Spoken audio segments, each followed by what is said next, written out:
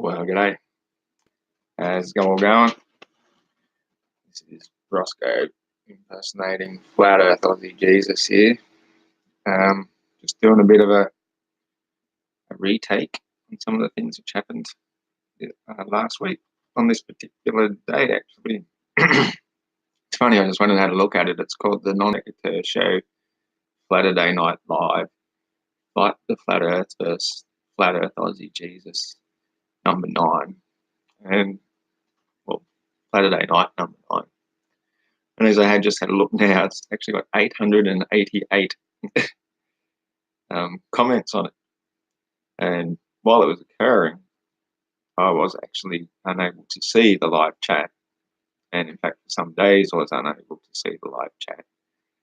But as I looked through it further, when I was talking through the show, when I mentioned the 666,000 miles per hour of the Earth's orbital speed around the sun and tilted at 66.6 degrees, somebody made a comment in the live chat that there are currently 666 people watching. So I don't know if you get into numbers or anything at all. But, I find that very, very interesting.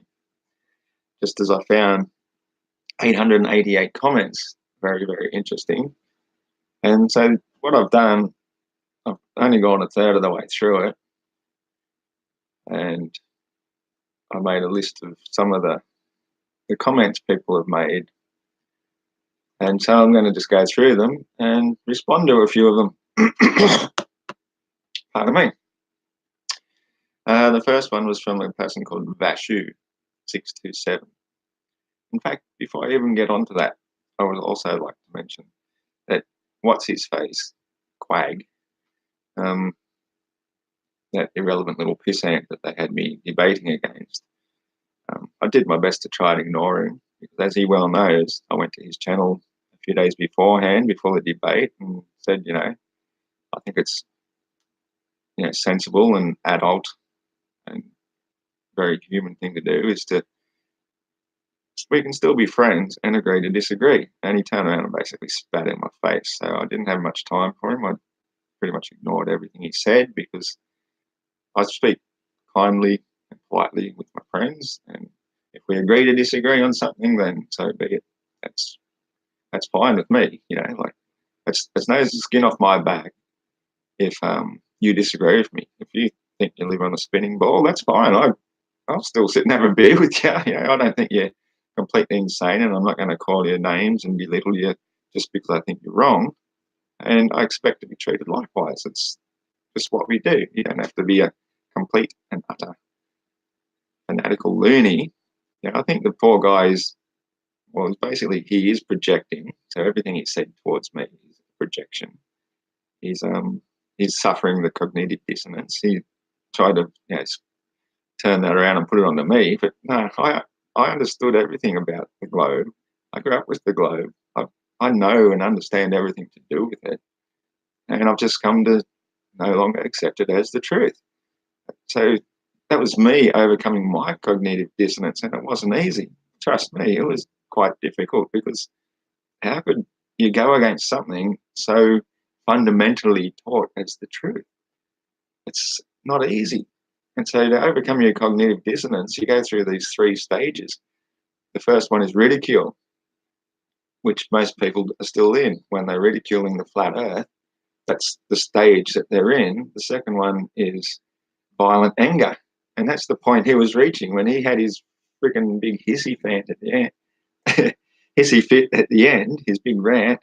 That was basically, he's reaching the second stage, so he's not too far away, hopefully, to overcoming his cognitive dissonance. Now, I've got this thing up here at the moment, and which I just shut. So these are some of the comments, and so I'm just going to start reading through them and addressing some of them. So Vashu627 says, "Who's Flat Earth Jesus? Is he crazy? Do we need to be drunk for this?" Well, trust me, I've had to be drunk for most of this myself. So here's a cheers to everybody.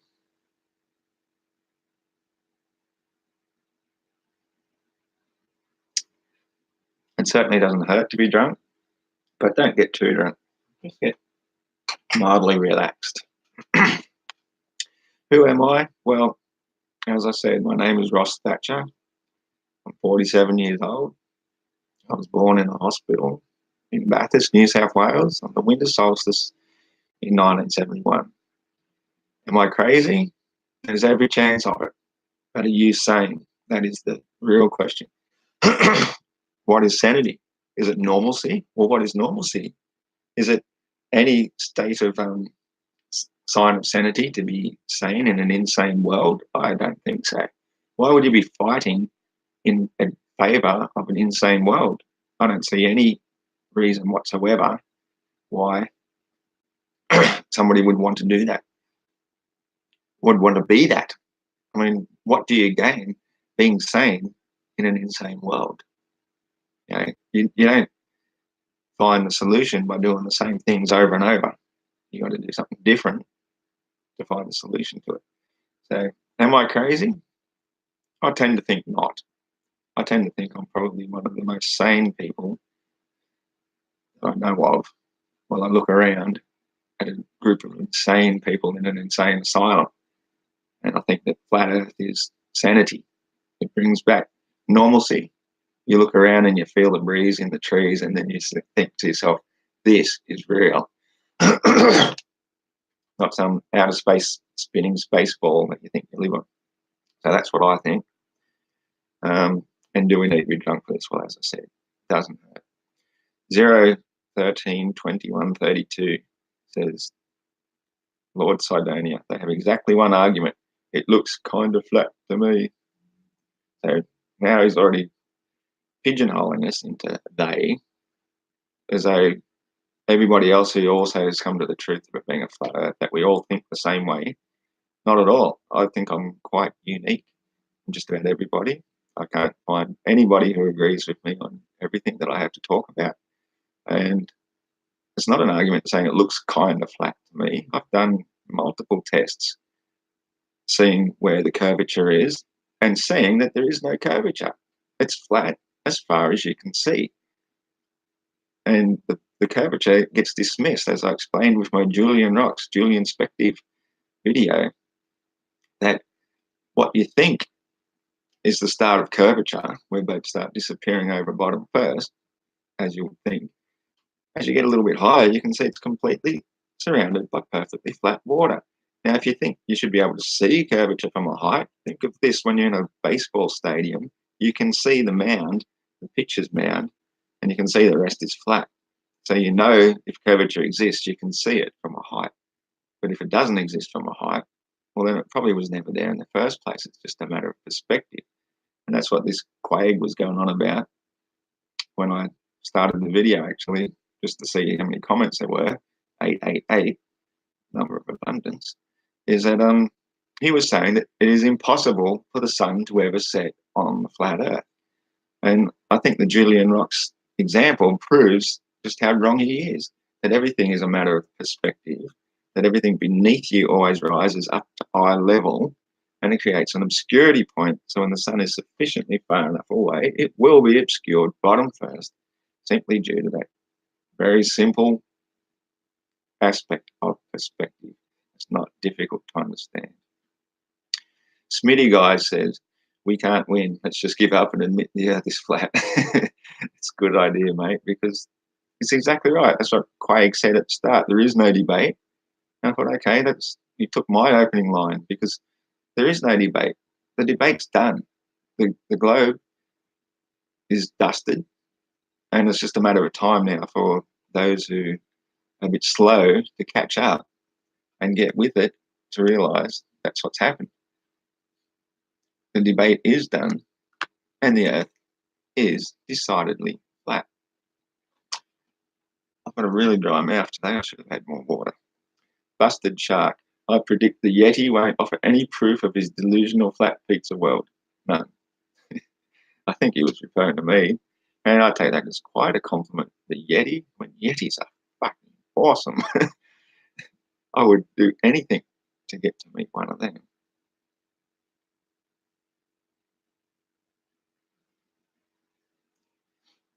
And he's probably got a point. Because as I said, you can't really prove anything. You can give a lot of best case scenarios for what you see and say this is our strongest theory that cannot be disproven, but you can't really prove anything.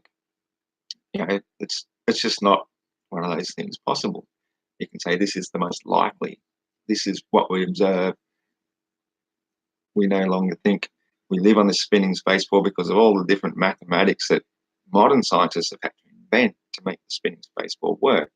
Means that we're going 1,040 miles per hour at 66,000 miles per hour around the sun as the sun is shooting through the galaxy at 510,000 miles per hour.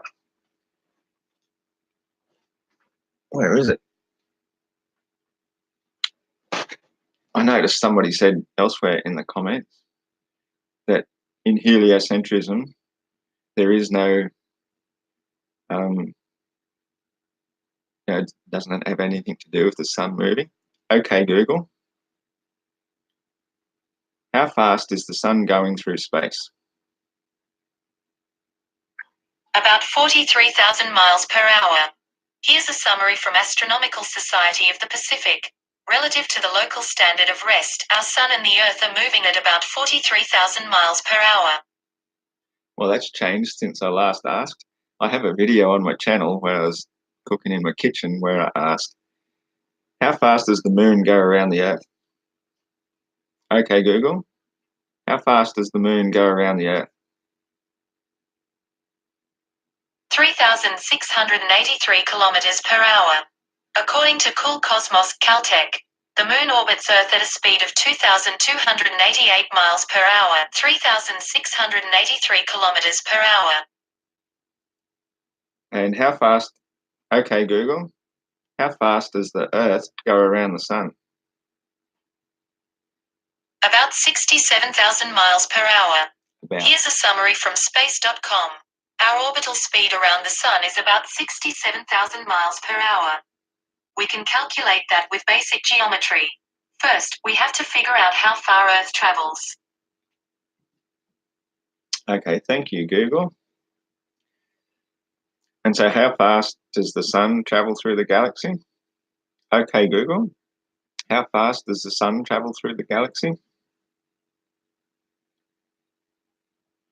According to Wikipedia, the solar system is traveling at an average speed of 828,000 kilometers per hour or 514,000 miles per hour within its trajectory around the galactic center, a speed at which an object could circumnavigate the Earth's equator in 2 minutes and 54 seconds. That speed corresponds to approximately 1/1300th of the speed of light. Okay, Google, is the Earth flat? According to Wikipedia, the flat Earth model is an archaic conception of Earth's shape as a plane or disk. Oh well, Wikipedia can take it up the, what's it. Let's see, who comes next? S.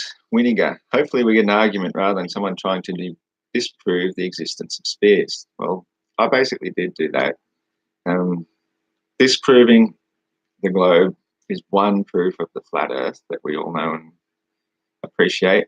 But yeah, everybody wants a model. Kids love playing with their models.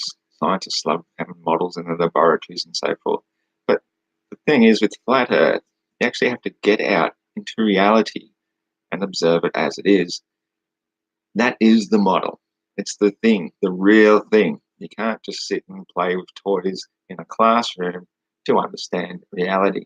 You have to get out there, look at the ocean, look at the trees, look at the breeze, look at the moon going around us, look at the stars, and say to yourself, how can we be on a spinning ball going these phenomenal speeds while the stars are just right there, while the moon is just right there, while the sun is just setting over there, while the ocean is always flat and level? When you have a good understanding of nature and the world you live upon, the concept of the spinning ball just becomes utter insanity.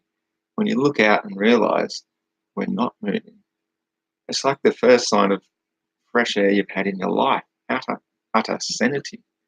Might have to put these onto the other side. Just think, oh shit, there we go. I'll make it a little bit smaller. Just in case anybody does decide to say something in the live chat. No, let's cut it off too much. Okay, so the next one.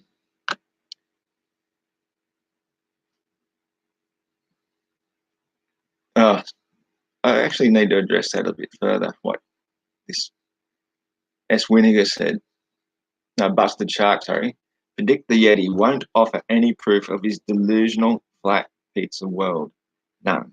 So, okay, so I have discussed the Yeti phenomenon, but the delusional flat pizza world, you got that. Freaking, you nailed it. Nobody believes in a delusional flat pizza world. That's just ridiculous. But if anything, flat Earth is the complete and utter bottom of the physical universe. It's if the universe could be said to be physical. This plane is the physical plane. It may or may not be infinite. It's potentially infinite. There may be many worlds beyond what we know, beyond the Antarctica, but we don't know that. We can speculate it. We've seen maps that sort of give some evidence that it's there. It gives us some sort of idea it's possible, but we don't know that. And we certainly don't believe it's some sort of flat pizza world floating in space doing anything like that. So S. Winiger, hopefully with an argument. Yep. Arc atheist,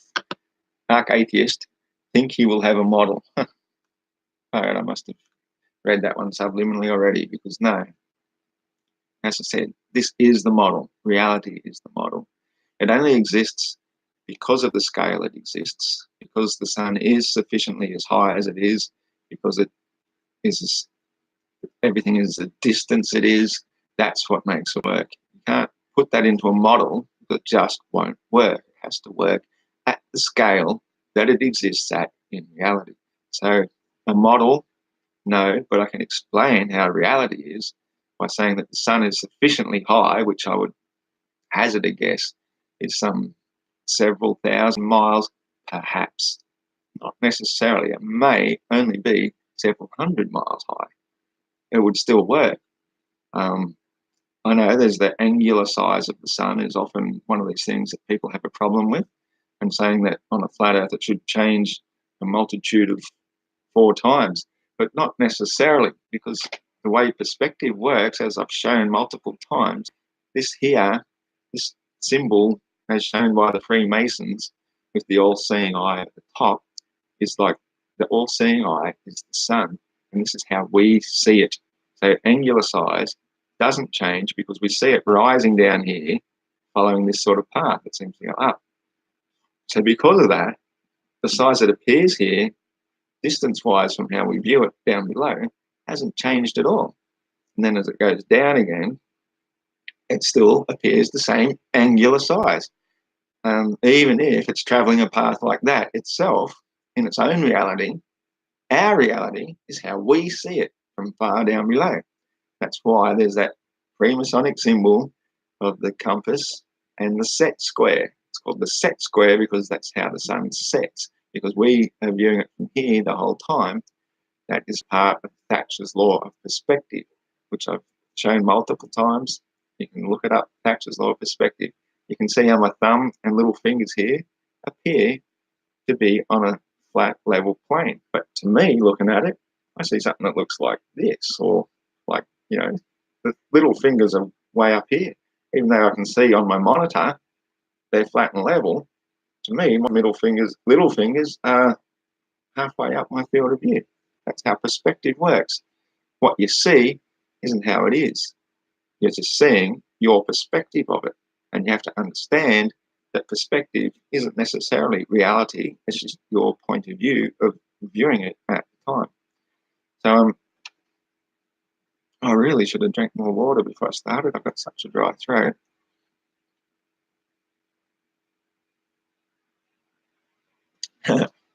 Lord Sir Daniels says, that the missing member of ZZ Top. Well, I do get that a bit lately since I've allowed my antennas to grow.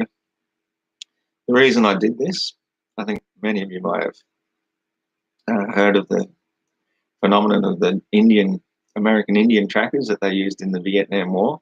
They found that they were brilliant at detecting enemy approaching while they're sleeping, and they're tracking. They had all sorts of skills that were almost considered psychic, or at least highly intuitive. And so when they enlisted them into the army, of course, they gave them the regulation army haircut, shaved off all their long hair and everything, and they suddenly found that they lost all their abilities. And so they've come to realise that hair growing on a person is an important part of who we are. It's like a cat having whiskers. It's like a dog having fur or a lion having its mane. But the ability to grow hair is a gift that is given to those who so choose to use such a gift. Now, I even read something that said that your hair will naturally find its natural length after 3 years of non-cutting it. So I've been going about a year, close to a year and a half now, of not cutting my hair whatsoever. Let's say it would have been March last year when Cyclone Debbie first hit. That's when I first started my meter reading job that I had back then. I'd shaved my head that particular week when I just started that job. I was doing training and it was so hot. It's like, shaving my head again. So I got itchy scalp. And since then, I haven't cut it. I was still trimming the beard and into a goatee. But then after a couple of months of that, I decided I'll stop doing that as well and just let it grow and see what happens. And they say it's a big part on the path to becoming Christ conscious is to let your hair grow. But a lot of these Indian Sufis and so forth used to wrap their hair up into a big spiral and sit it on top of their head, and that helps you tap into universal energies and consciousness as well. So I'm just trying it out, and I think there's something in it. I mean, I wouldn't have called myself flat at Jesus beforehand, but now that I've regained what I consider well on the path towards Christ consciousness, I'm letting it grow. So yeah, I'm not the missing member of ZZ Top or ZZ Top. Pardon me. I stayed up way too late last night. Doesn't matter. Smitty says at Riley S. I mean, just look outside. Also, if you happen to see a tree, you can admit God exists while you're at it. It's also obvious. Now, I don't know if he's being sarcastic here. I think there's a possibility he may have been. But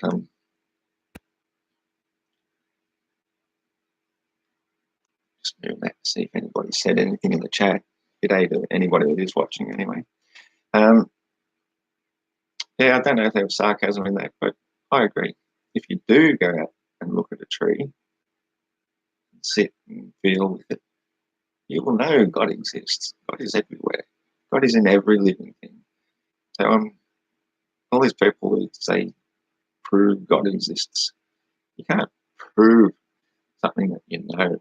All you can do is experience it for yourself. And don't really give a rat's what anybody says. If they don't believe, that's okay. You don't have to believe. You don't have to believe in something in order for it to be real. You don't even have to know about it in order for it to be real. But if it is real, it's going to exist no matter what you think about it. So truth is truth. Dr. Zeiss, this is exactly what I expect the flat earther to look like. Now, see, this is I had a really good answer for this when I was doing this the other day when I started saving some of these comments so I could come back to them. I forget exactly what I wanted to say now, but preconceived biases. I think this is what it comes down to, is if you've got an idea in your head, what you expect somebody to look like because they have a particular belief. Yeah, g'day, Ben. Just making a YouTube. Yeah, what you expect one to look like. I mean, a preconceived bias, is that really how you go through life? Like, is this how you expect a certain person to look like because of their particular belief? Well, good for you, mate. Go for it.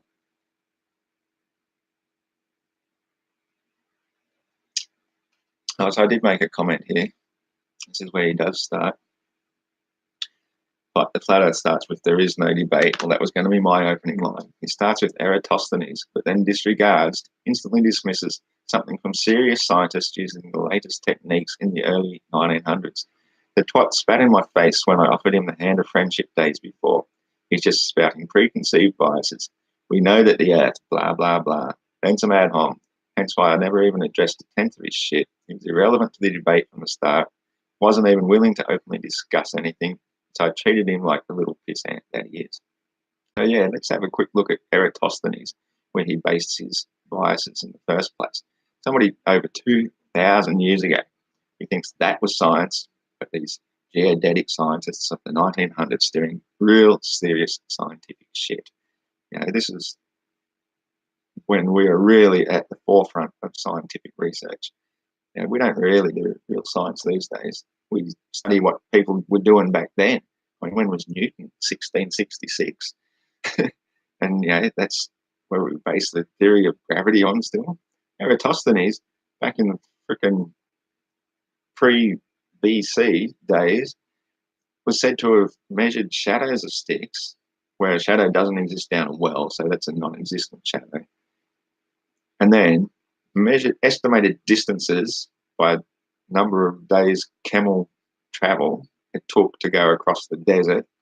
So that's how he got how many stadia it was. They didn't even have miles back then, even though we're told he did it in miles. He measured the angle of a shadow at midday when time was measured by the angle of shadows from sticks.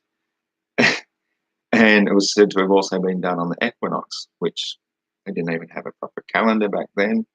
They may have been able to work out when exactly the equinox is, but even so, it's still not specific to a specific time. Like, it may have just been coincidence that on that particular day in that particular place it cast no shadow down the well, but on another year it might not have been quite so precise, because everything really is precision down to the minute, not to the day.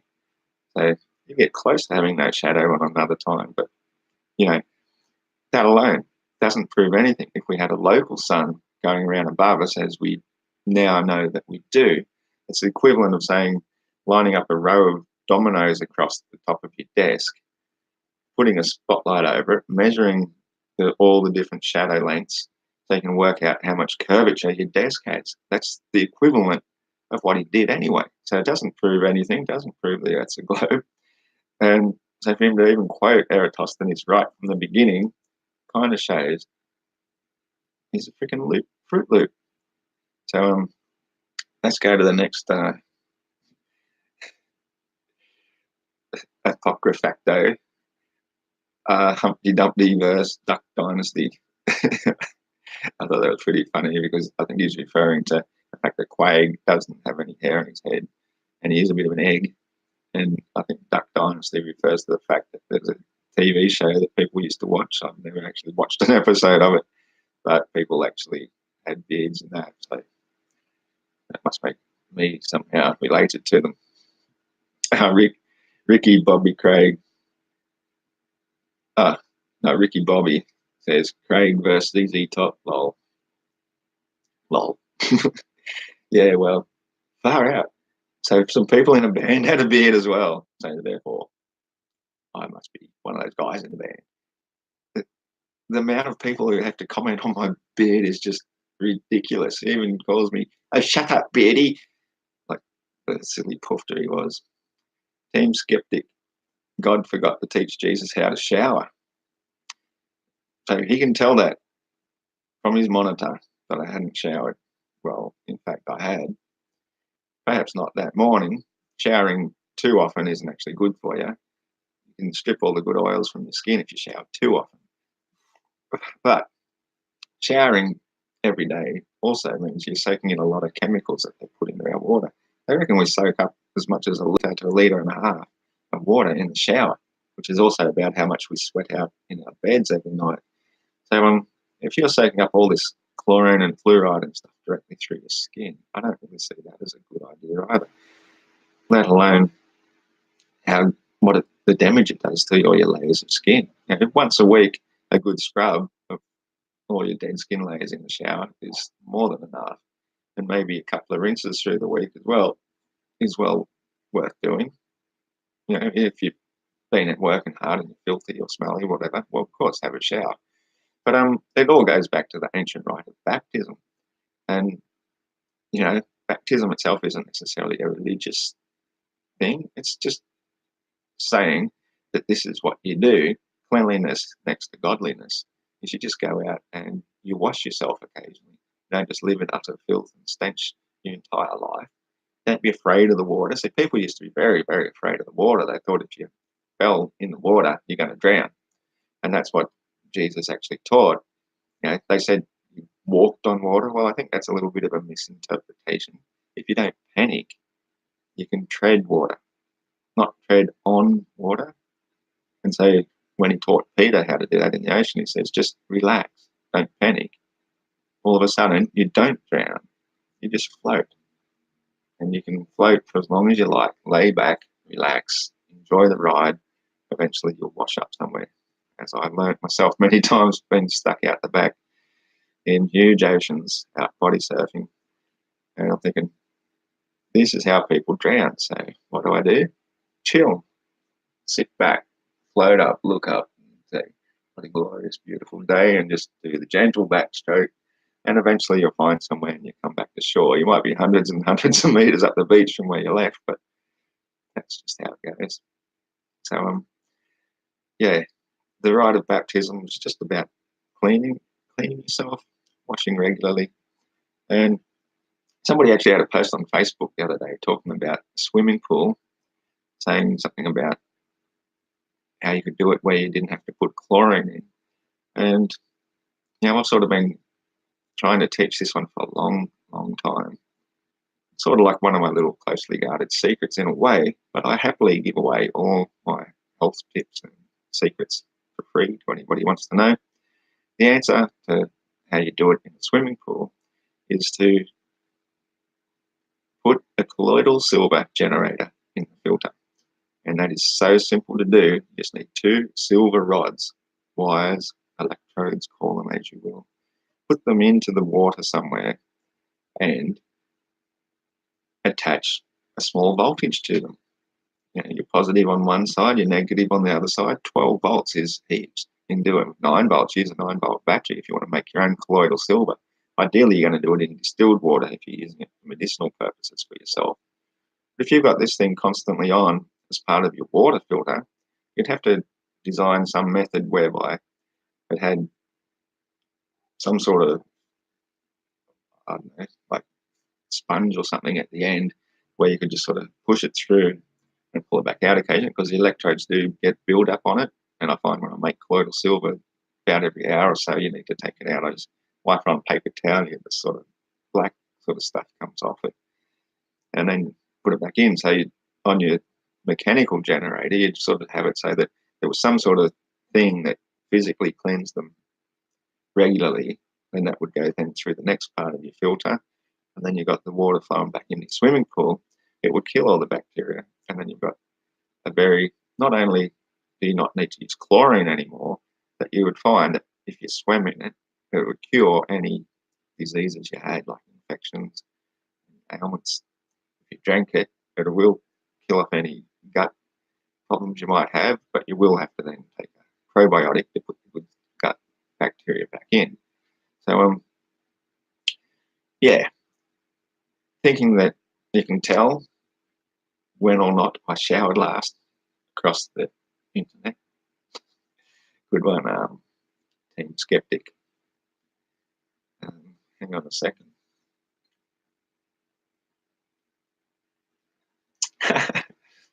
Seraph64, wait, I know this guy. He is from Australia and brews his own wine. Close, mate, close. You don't really know this guy if you say I brew wine. I brew beer. I brew a health tonic. I brew it to a bit of a secret recipe. Again, happy to share that, but maybe not everything. I will tell you, though, that I put honey, natural raw honey, in my homebrew as part of it. And I put certain secret spices in it as well, sometimes, not always. Alex Alford, look at the madman laughing. Okay, I can't remember exactly why I was laughing, but yeah, I was laughing at yeah, because all Fight the Flat Earth had was name dropping and preaching from the book of seancism. It's hilarious he takes it so seriously. And that's why I was laughing, because he was saying that the globe is proven, that it's been known. It's like you have to be an idiot to argue against the globe. I would have once thought so myself. I'd be right where he was, except I investigated. I looked into it and I said, well, like everybody else, this will be easy to prove. It's obvious we live on a globe.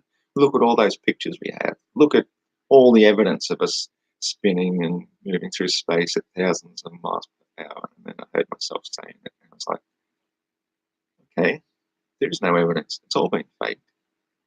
As I mentioned in the video, apocryphic, apocryphactor. That's a cool name, apocryphactor. Why do I feel his armband is made out of his own hair? Well, that is funny you should mention that, because I actually did make a mention of that previously, and I was even wearing this again today. It's not made out of my own hair. It's just a piece of tent rope or something, silver cord. And you could probably make a good sling out of it.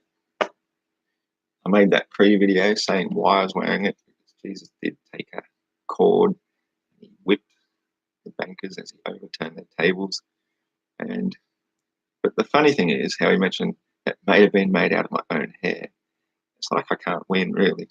I get called look like I'm homeless, and say, oh, gee, what a nice insult to say. That poor guy has lost everything, lives on the streets, and say, let's insult him and saying you look like a homeless. And yet, when I was shaving my head, people would say, oh, look at him suffering from premature balding or something. So, other people's opinions of me, none of my business. I don't give a rat's. Okay, so. But the funny thing is that you mentioned made out of my own hair is that I do shed a lot of hair. Every day I brush it, I use a comb and my beard. Like I could sit here and do this for a minute, and I will. There you go. There's one right there. I pull out hairs all the time. And so what I've been doing when I'm at home is I've just got a little tin and I'm collecting them. If you can see that, I don't know if it'll show on the camera, but my hair is actually super fine. Gossamer fine, you would call it. There's lots of it, but it's all very fine. My hair is thick as. So I can afford to lose handfuls of the stuff daily without noticing anything. So what I'm going to be doing eventually is I'm going to make something similar to this, much thinner, of course. And I'm going to wrap one of the precious beach stones that I found, one that looks like a semi-precious stone, nicely polished, and make a ornament. And that's something I'm going to do to start making, start raising funds to go towards what I plan to do, which is basically save the world, because nobody else is doing it. Nobody else has a plan. I have a plan, and I've got to raise funds somehow. I'm a man of very simple means. When I look around, I think, wow, I live in a house full of riches. I've got so much abundance. I don't need anything more for myself. So when I ask people to put money towards my ancients at hotmail.com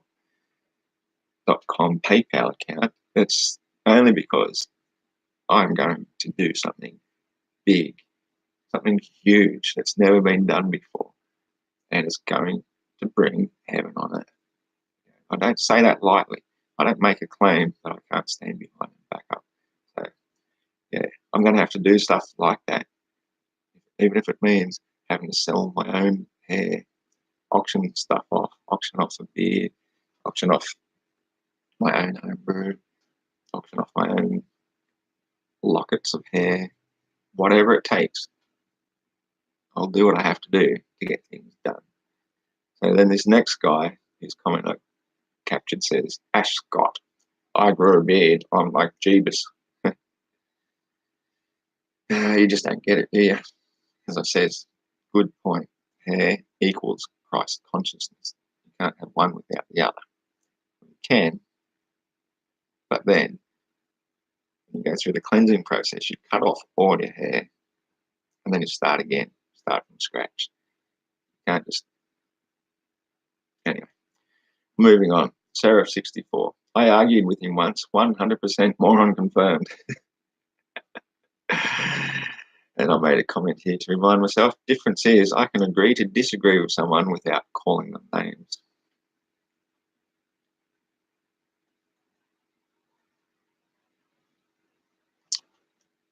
Now, I don't think just because I disagree with you that you're necessarily a moron. And I don't think that you should necessarily think I am just because you disagree with me. Now, I've read a really good book. I highly recommend it. I forget the name of the author. I've been going through my books just lately. Anyway, it's called The River God. Probably haven't got it just over there. Who cares?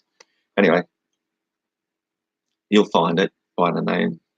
I don't know the name of the author off the top of my head. I haven't read it for a couple of years, but it's called The River God. And it's an excellent book. It shows how people lived in ancient Egypt. And basically, people had different gods. You know, some worshipped the sun, Horus, or House of Isis. They were different houses. But they didn't hate one another for it. They just said, oh, that's who you worship. Oh, that's fine. We worship this particular lot. And oh, okay, well, you know, it wasn't like they said, oh, because you do that, we hate you, or we need to kill you, or anything like that. They all got along just fine. And that's pretty much how it should be with the flat earth versus globe earth as well. We don't have to hate each other or treat each other like you're absolute morons for what you believe. Same as if you believe in Christianity or Muslim or whatever you might believe is your faith. You don't have to hate people and create division. We can all live happily together. That's how we're supposed to get along just fine, by having tolerance and saying, well, I hope what you believe in works for you, and hopefully what I believe in works for me. That's what it's all about. Not calling each other a moron just because we disagree on things. You know, I consider myself a truther, and all I'm trying to do is get to the bottom of anything and everything. And flat earth tends to do that for me. So calling somebody a moron just because you disagree with them is projection. Every time you're going like this, you're ignoring those three pointing back at yourself. So just keep that in mind next time you go to call somebody something. Dave McInnes. That guy have a heroin tie on his arm? Yeah, I've already addressed that. I've made a note here too, so to remind myself, actually, two references there. First, the cord that Jesus used to whip the bankers and overturn their tables in the temple's now being my Mother Earth. The second being Croc Dundee, exchange student, US education standards, etc. Okay, now I know what I'm talking about. When I was 16 years old, or it would have been when I was nearly 16, this movie called Crocodile Dundee came out. It was the best movie ever. When we went to see it, the queue lined up to go see it in Newcastle at it was the Premier Theatre. Anyway, it was in Newcastle. We were lined up for a block to try and get in. And fortunately, I bumped into a school friend who was in the line a bit further ahead, and she let me go up and stand with her, which meant that my family didn't actually get in to see it. But I got in to see it. And it was an awesome movie. I loved it. And so it was like the big thing, Croc Dundee, Mick Dundee from Australia. And that, about midway through that year then, just after my 16th birthday, I went on a journey to California. I managed to apply for an exchange student thing because all my life I'd been very young for my year at school. I started school very early, like when I was about 4. I actually walked multiple blocks to school so I could go and sit with my brother in his classroom.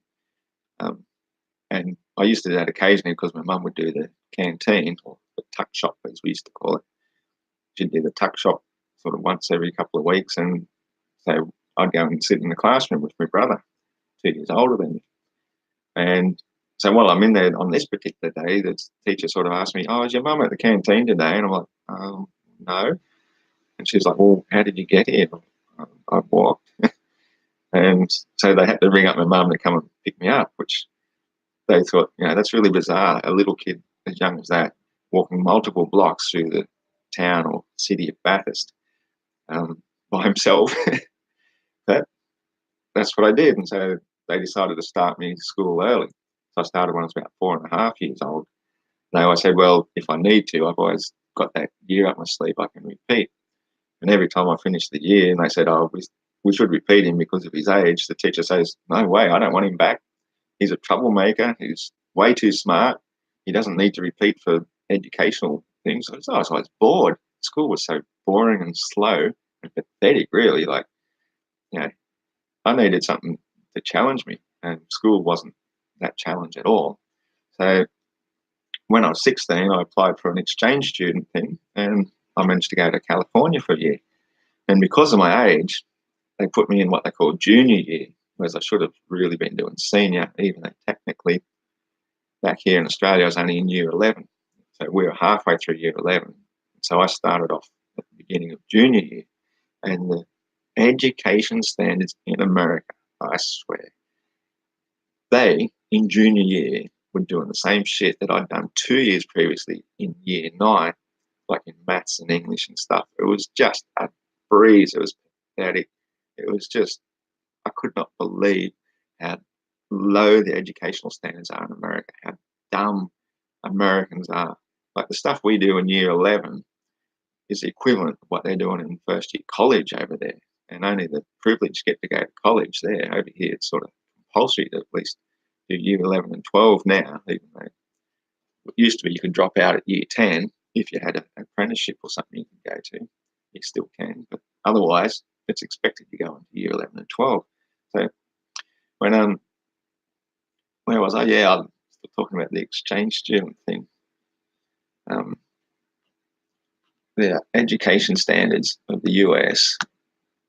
Oh, really should put these comments over here so I can read any beard growing advice. G'day, mate. Yeah, let it grow. Here's my secret formula of coconut oil with a bit of tea tree, a bit of eucalyptus oil in it. Put that all over your skin, then you'll never get bitten by insects. What is your point in being live? There is no point, mate. Lee Wilkie, yeah, good on you.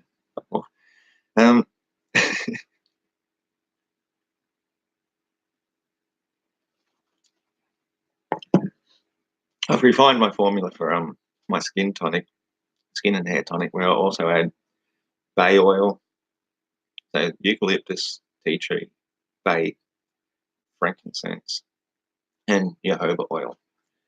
And just every time you come out of the shower, just rub it all over your skin. It acts as a mild sunscreen, mild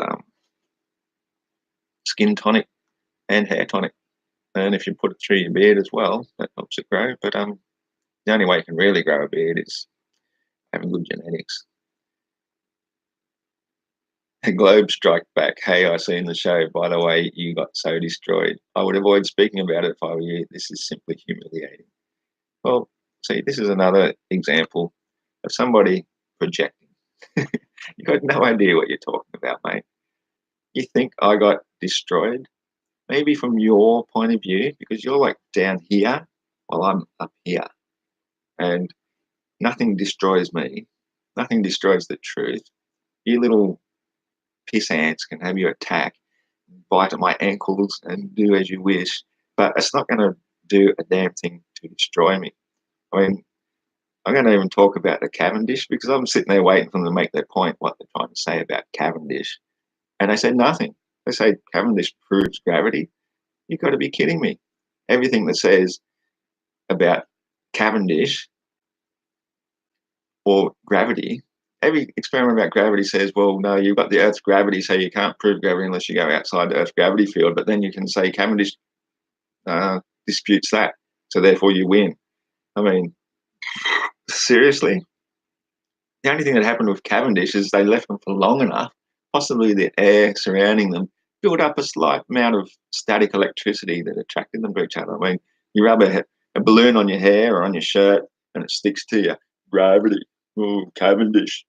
Science. I'm so fucking smart. You glow tard, you flat tard, I should say. Fucking get your flat tard right. You're fucking idiots, mate.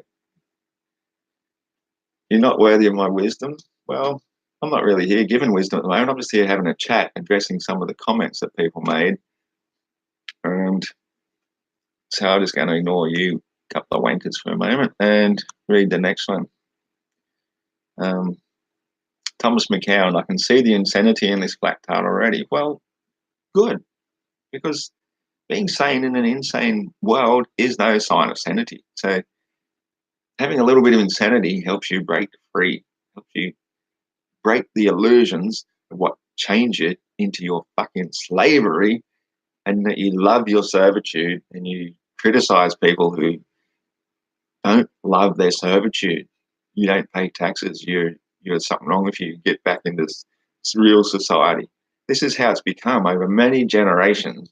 You have been trained like trained fucking monkeys to love your servitude and to ridicule anybody who dares stand up and question it. So if you want to be on that part of the team, you want to be on that side, you want to pick sides, then fine. I'm not going to try and twist your arm. You be on that part of the side. You go and love your masters and serve your masters and kiss their feet and, you know, believe you're living in a free world. You tell yourself you live in a free world. Meanwhile, you get more and more chains wrapped around your fucking ankles every day and you're loving it. Please, master, may I have more chains? I don't like real freedom. I just like to delude myself into believing I have freedom.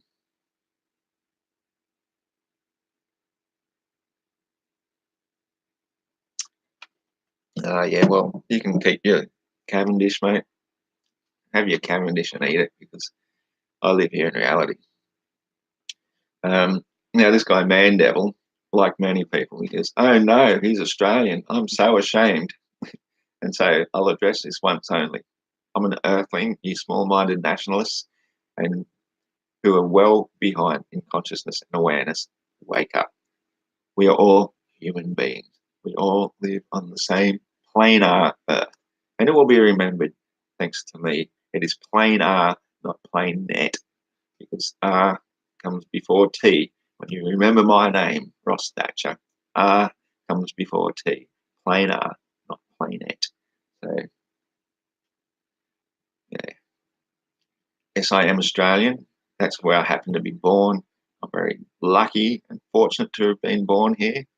I don't take it for granted. I love where I live. I wouldn't want to live anywhere else. I've spent a year in California thinking that was the place to be.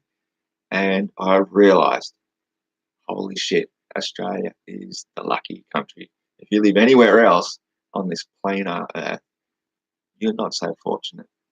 You might think you are, but that's because you've been brainwashed. Am I a sovereign citizen also? I don't necessarily say yes to that, but why not? Of course I am. I'm born under the sun. I am free. I don't call any man God. I don't call any man my master. So am I a sovereign? Absolutely. We are all sovereign citizens. We just have to wake up to the fact and stop being slaves to the master class. So what do you say, Globe Strike Back? Not sure if the reality really quality as human behind. Not sure flat Earth really quality as human behind really. Well, that made a lot of fucking sense, you dickwad. I refuse to accept some human can be this stupid. This is a disgrace to the species.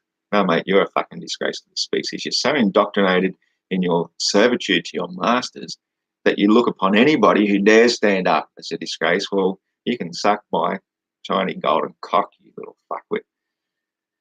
Seriously, however, we can just prove Earth is not flat. Why the struggle? Why your motivation to deny reality? What are your motivation to deny reality? It's the observation of reality, you stupid fucking dick. Sorry that I've sunk down to your level. Like, Cwaig did and had a little hissy fit there. Holy shit. You haven't seen proof. There is no proof that there is a globe Earth, that we're on a spinning ball. I mean, a fucking hot air balloon going up in the sky for an hour should land 1,000 miles away to the west. But no, you say, the atmosphere moves with it for no reason through a vacuum. Makes no sense. Winds blow in all different directions. They might blow the balloon around. How the hell is it moving at 1,000 miles per hour while it's appearing to be perfectly still? Anyway, I'm not going to read all these comments now. I'm going to read these ones, which is Nick Martin says, Ross is so drunk already. Well, actually, I wasn't. I'm only somewhat permanently drunk.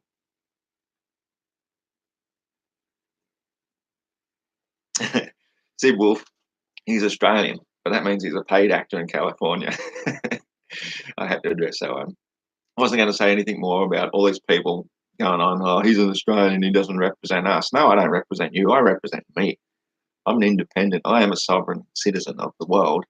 So even though I am Australian, I don't necessarily think most Australians agree with me because I think most of you are fucking morons, dead set.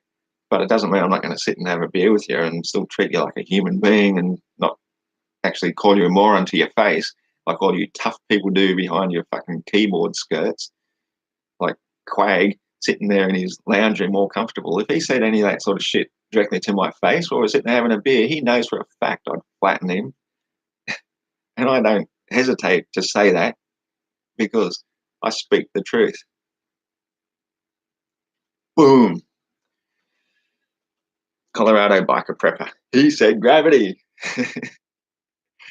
I did say gravity because that's what we say makes the plumb bob go towards the center of the earth. I'll just read my note here, but later went on to say exactly what it really is, density and buoyancy. Thing is, all the mathematical formulas they were asking for later are based on density and buoyancy. So you don't need to reinvent the wheel just to call it by its correct name. See, they're like John was saying, you have to tell us all the mathematics that we've already invented.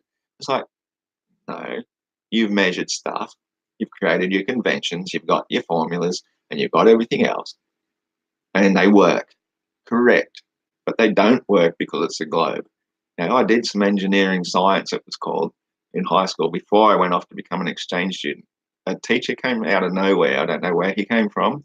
He'd only just come new to the school, and he's applied to the principal and said he wanted to start a new course for people who were going to go on to become engineers because it was believed that that's what I was going to do. I was always going to be an engineer or some sort of scientist. And he applied to the principal to say he wants to start a new course and they're going to call it engineering science. So when I told people I did a course called engineering science, they said, oh, no, well, that doesn't exist. You never did that. I said, well, I did because it was invented by this teacher specifically in the year when I started year 11 and I applied to do it. I enrolled for that course and I loved it. It was physics and engineering and everything we did. And he said, these are taken from real, actual engineering courses, you know, all the stuff we learned. And it says, this is all based on a stationary flat earth. And everybody, of course, in the class cracks up laughing. Like, we just thought, that's so funny. Yeah. We all live on a ball that's spinning. But I sort of thought,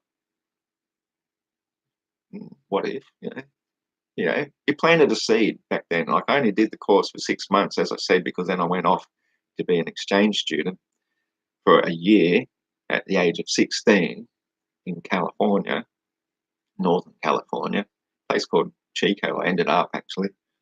And getting back to the point here, engineering says they do it all on the fact that the earth is flat and stationary because you don't do your engineering formulas based on curvature or spin. So can you repeat that sentence? My name is, and you're watching Flat Earthers. No. I think I might tell you, Mr. Tai Seti Alpha or Tor Seti Alpha, that you don't call people retards. It's rude. Oh, now I lost my little window. Stuff I was reading here. Okay. So, as I was saying, you don't reinvent the wheel just to call it by its correct name. A wheel is still a wheel, only instead of calling it a disc, you might call it a circle. I don't know. It's still a fucking wheel. So all these formulas for buoyancy, like they keep asking me, what is the formula for buoyancy? Does it have G in it? And I was like, you don't need a formula. And now I will explain why you don't need a formula, because the formula is different for every single object that you're measuring. So, a formula for a tennis ball floating in water will be different from a formula for a golf ball, and it'll be different from a bowling ball. There is no formula for density that's generic across the, the board. No, the formula for falling through the density of air is the same. It's 9.8 meters per second squared minus air resistance. That's the formula for the density of air. But when it comes to something in water, which is far more dense than air, you have to change the formula. So, next person said, so no education or consideration of how reality actually works, just self-indoctrination with ancient woo. That's Mark Weiser said that. Well, Mark, I have to tell you, no, you're the one believing in all the ancient woo. I mean, Newton, 1666. Eratosthenes, fucking 500 BC. Me believing in ancient woo? I was talking about the Tamarack mine mysteries from the early 1900s, showing that the Earth gets measurably bigger further down towards the centre. That is true and accurate science. It is 8 inches bigger at a mile depth, a mile apart at the level surface. Join it at the bottom, it's 8 inches bigger. That's modern science has proven. They did that to try and measure the circumference of what they thought was a fucking ball, and they proved that it's wrong. We are not on a ball. So if anything, it gets more dense further down and somehow bigger. So maybe we live on the inside of a massive sphere is the only way you can make sense of that. I think we live on the outside of one, spinning at 1,040 miles per hour, everything would be ejected. We've all ridden the Gravitron ride at the show. Have you ridden that? Have you felt the forces holding you up against the back of the wall that you can't hardly move? You can barely pull your arms off it. That's not even spinning anywhere near as fast as what you say the globe is. If you're on the outside of that, you'd be getting flung off into space. So don't fucking tell me that I don't know what I'm talking about. I'm not even reading the comments at the moment, so you can keep talking if you like. I'm reading the comments from the other day. That's what I come here to do, and I don't have that much time, so fuck's sake. Our Southern Hemisphere dwellers are not allowed to be flurfers. Well, that's good because I'm not a flurfer. I'm a truther. And Southern Hemisphere just means souter, outer.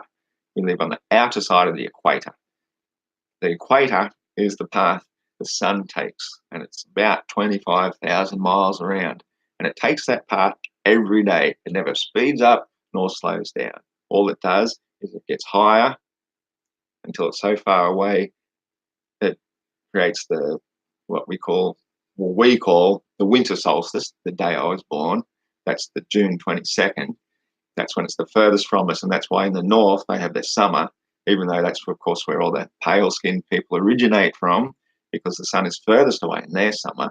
And as it comes back down again, the people getting the most sun, their skin goes quite dark naturally. That's why they get called brown skins and black skins further and further. And then the more the sun comes down closer, it appears then to take a bigger and bigger circle outwards, southwards, because that's how it looks when it gets closer. When it goes away, it appears to get smaller. When it comes down, it appears to get a bigger circle. And then, of course, from the people in the far north, they say it's so far in the south on your winter solstice that when it sets on December 22nd, it dies on the Southern Cross and goes into the underworld for 3 days. It's not the underworld, it's just so far away, it appears to be under the horizon. And then after 3 days again, you say, the Son of God has returned, and you celebrate the birth of the Son of God every December 25th. That's your bloody heliocentric belief in a nutshell. And one thing I know, the further south you go, the darker skins naturally get. So don't try and tell me I don't know what I'm talking about. I know exactly what I'm talking about. I've investigated this for many years, and I know how it works.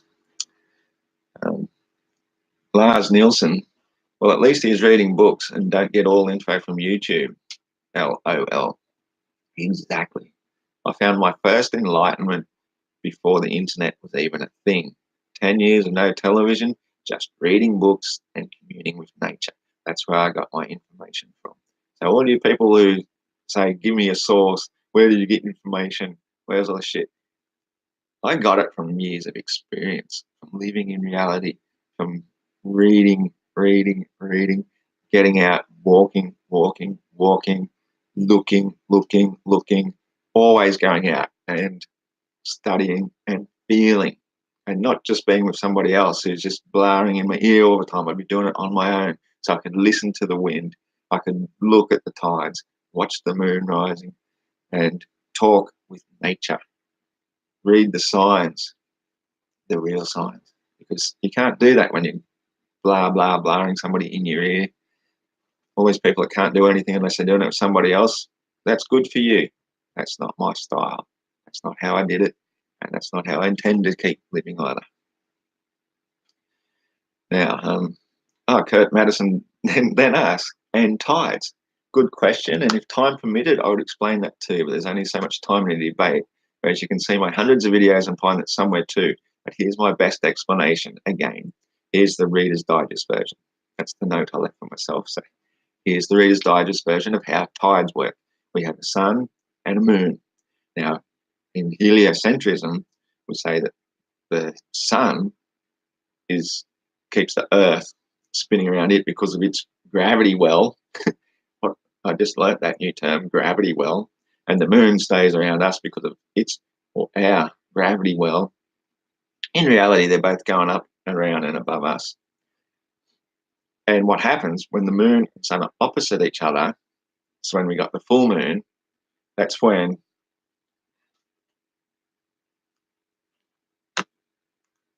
hang on, I have to click that close for a second. That's when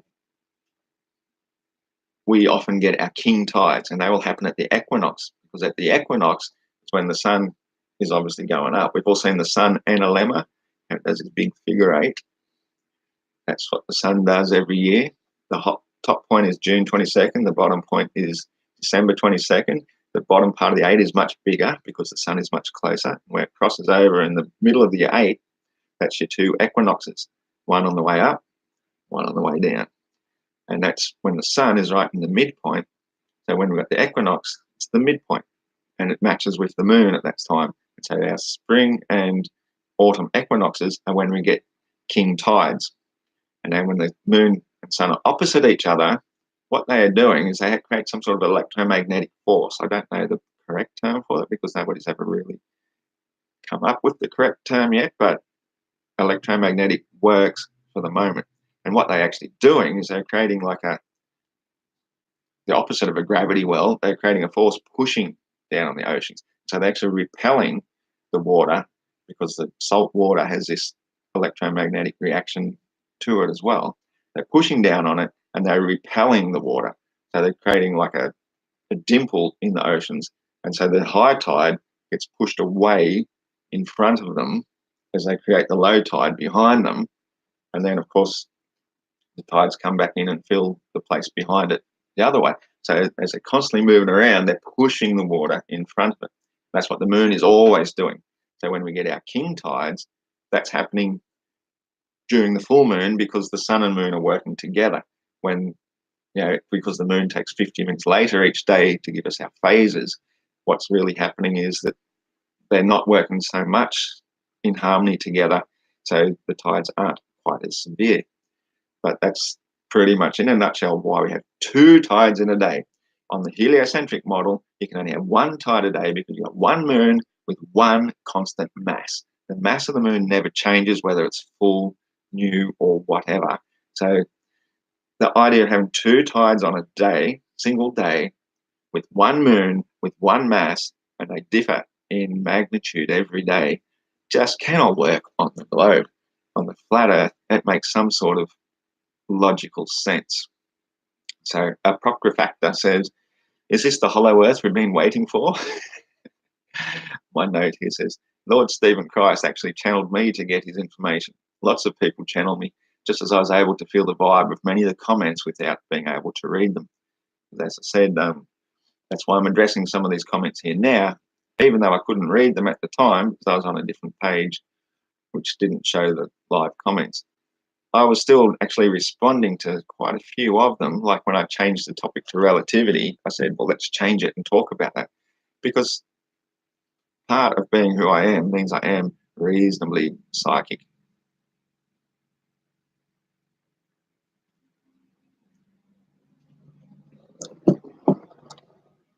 Well, Globe Strike, I call myself a truther because I interpret all the different information that I see and learn, and I try and make sense of it. And so for me to try and make sense of the tides on a globe, I never could. I'm somewhat psychic, perhaps. I'm not saying I am psychic. I'm saying we're all somewhat psychic, and I pick up on the vibe. So I can see where a discussion is going. So I call myself a truther because I interpret all the information that I can see and comprehend and try and make sense of it. And if I can't find anybody else has made a reasonable explanation for it, then I have to make one up for myself. Hence why I made up Thatcher's law of perspective. And hence why, to explain the tides, what I've seen is the tide coming in, getting bigger while the moon is still approaching. Whereas in your theory on the globe model, you're saying that the moon, by its mass, pulls the water around the earth, which would still only give us one tide per day, not two. We have two tides every day. So what I noticed, the encroaching moon seems to be pushing the water in front of it. So on the flat earth, that makes a lot more sense. It's creating a big depression well, like when you've got magnets pushing away from each other. That's what it's doing to our water, the oceans, as it moves around and around. And the sun is doing the same thing. Hence why we get two tides in a day. So yeah, that Lord Stephen Christ fella, he came up with that hollow earth theory where it shows an internal sun shining around. And that makes quite a reasonable amount of sense, apart from the fact that the sun sets. And it looks good in theory, but from the ground is how we observe things. You don't observe it through a model, as he showed. So, I worked with that one like 20 years ago, the hollow earth theory, and I've dismissed it. The flat earth theory makes sense. Quiasa, is that how you pronounce your name? Quiasa? He's one of those simulation hologram, whatever, blah, blah, personally rendered bullshitter, ain't he? Not at all. This is my note. Not at all. I consider the possibilities. Solipsism may be the only real truth, but we're still sharing a common experience. When we shift into a different consciousness, as we're doing, we shift the common experience. I see so many unhappy, dissatisfied people who feel they don't belong. I've come to make that change simply with a shift in consciousness. Flat Earth consciousness is this shift in consciousness that takes us off this crazy idea of being on a spinning space ball in outer space that is totally insignificant, meaningless, random, freak mutation chance. Reality is, we're here for a reason. We live in a very special place, and we've got to stop fucking it up. This is the only Earth we have, so stop fucking polluting it, stop raping it, stop sucking all the oil out of it, stop fouling up the air, stop fouling up the streams, and start turning this place into a fucking paradise. It's meant to be. Colorado biker prepper. Ask the Aussie to go outside tonight and look for the North Star. He should see it on the flat Earth first and last time. Well, I've addressed that one many times. Distance and perspective. A tall building, when you're standing at the foot of the tall building, means you have to look straight up like that to see the top of it. You walk down the block, and it's already that high. Walk down another block, It's that high. Walk a few miles away, it disappears, obscured by the horizon. The polar star, Polaris, is very, very high. Once you get as far as the equator, you basically cannot see it because of distance. You know, it's here, you walk thousands and thousands and thousands of miles away. As the further and further away you get, the lower and lower something appears. That's just how perspective works. So, of course, this far south, outside the equator, of course I'm not going to see Polaris. Apparently you can see it from the top of Mount Kilimanjaro, which is a certain amount of degrees, 15 perhaps, below, south of the equator. But that's because it's really high. If I got up really, really, really high, I might be able to see it with a good telescope, but it's just too far away. And there'd probably be too many other stars getting in the way. Next comment said, Keon Oriai, Jesus has a picture of Buddha. Anime reference?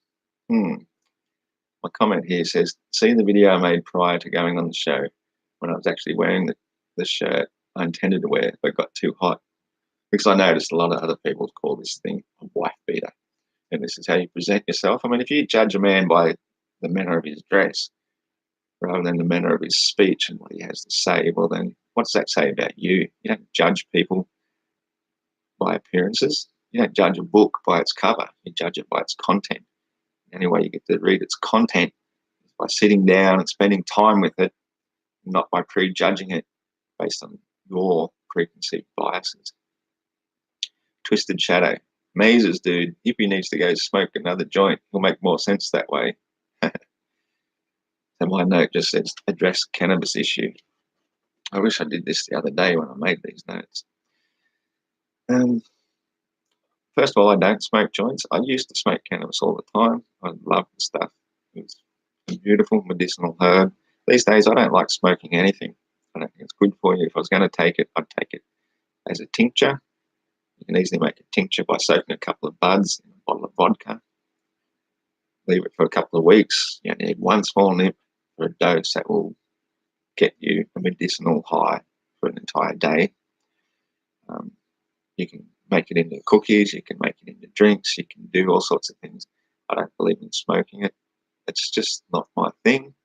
I believe cannabis should never have been made illegal. The only reason it was made illegal is because some certain interests who overtook the world that give us this shit world we live in now, where oil is the biggest economy, where paper is made from fucking mashing up our trees, where cotton is the thing we make all our clothing from, which needs tons and billions of tons of fucking pesticides, which are poisoning our ground. It's because these vested interests use deceptive means to make cannabis, hemp, the most useful plant on the planet, illegal by calling it marijuana and saying it's an obscure type of Mexican tobacco called marijuana. So they passed that through the Congress, who all voted to ban this substance that turned people into rapists and whatnot. And then they said afterwards, oh, we didn't realize we were banning hemp, but we thought hemp was the most useful plant on the planet. This is what you fucking idiot Americans did to the world. You banned hemp, the most useful plant in the world, goods at that time. All our ropes were made from it. All our clothing was made from it, which lasts 20 times longer than this cotton shit. You don't need pesticides to grow it. It grows pretty much anywhere, like a weed. And does my head in all the things you can do with it. Biodiesel was meant to be the thing that any farmer could grow all the oil they needed to grow to run all their tractors and power generators. It was the thing that was going to give free energy to everybody. So as soon as we bring back hemp for everybody, we can get off grid permanently and stop polluting the planet. It's more carbon neutral than anything else. It sequesters more carbon from the atmosphere just by growing than what it ever puts back by what you're burning as the oil. The inside part of the stems, the hemp herd, if you mix that with lime and your local sand and make bricks out of it, over time it petrifies into stone. That's how they made the fucking pyramids, for Christ's sake. You know, you make stuff out of hemp and lime, you're making something permanently. So, hang on a second.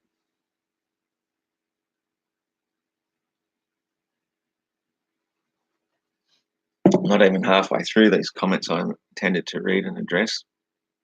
I'm going to have to get another beer in a second.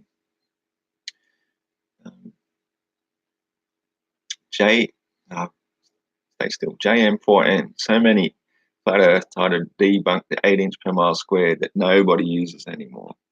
Okay, well, you don't have to use that if you don't want, but if you have a better formula for saying how you measure a circle of 25,000 miles circumference, then you tell me what it is. You tell me if 8 inches per mile squared isn't the correct formula, because it is. Everybody's tested it. We know it's true. Well, Wombat, baby, we can buy hemp clothing, but if you do pay $30 for a shirt, my favourite shirt was one that I got from my dad. We used to call them grandpa shirts, the ones that you could sleep in. They had a bit of a tail behind them. They lasted for like 30, 50 years. You get a cotton shirt these days, if it lasts 10 years, wow, you've done well. I'm lucky if I get like 5 to 8 years out of a cotton shirt. But if you get 30 to 40 years out of a hemp shirt, I think that's putting your money better well spent. Particularly considering how we've always got inflation happening. $30 today, in 30 years' time, will be the equivalent of paying like $5. So, Sib Wolf, does Flat Earth Jesus know it's dark where I am? Impossible on a flat plane! Exclamation mark. What an idiot. You'd understand nothing of anything I've already said. Like I started off at saying that as the sun, it creates a electrical vibration that illuminates the atmosphere. The atmosphere itself glows. So wherever the sun is, like the midday sun, is the brightest, the hottest part of the day. But the edges, like the neon gases in a neon tube, for example, are the least lit. So the further and further away you get, that's why you got all these different colors. That's why you get the reds and oranges right at the very limit. So as the sun goes furthest from view and you can no longer see it, it's no longer illuminating your local atmosphere. And because the world is really, really big and the sun goes in this massive 25,000 mile circle around us, that is why it's dark, at least on 50% of the world or more at any given time, depending on its distance from us. So when it's furthest away from us, to us here in the south, it looks as though it's far in the north because it's much further away and we have our winter.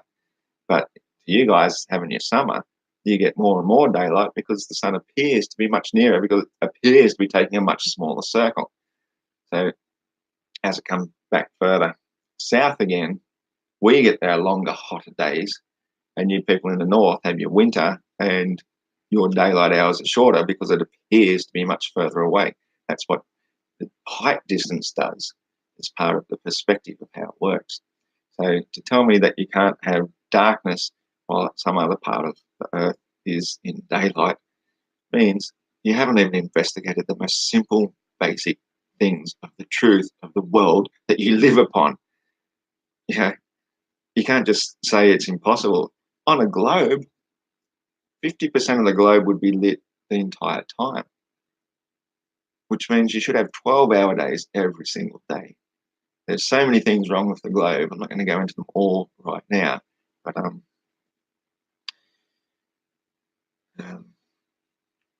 ludic interface. Oh, come on, stop scrolling so far. I have to make this window a bit bigger. Ludic interface. What's the deal with all of the Australian conspiracy wankers, eh? Well, not being a name dropper, I'm an independent, and maybe the airwaves are less choked up around here, and we're better able to discern the truth. The more clutter and shit you have in your head, the less able you are to discern the truth.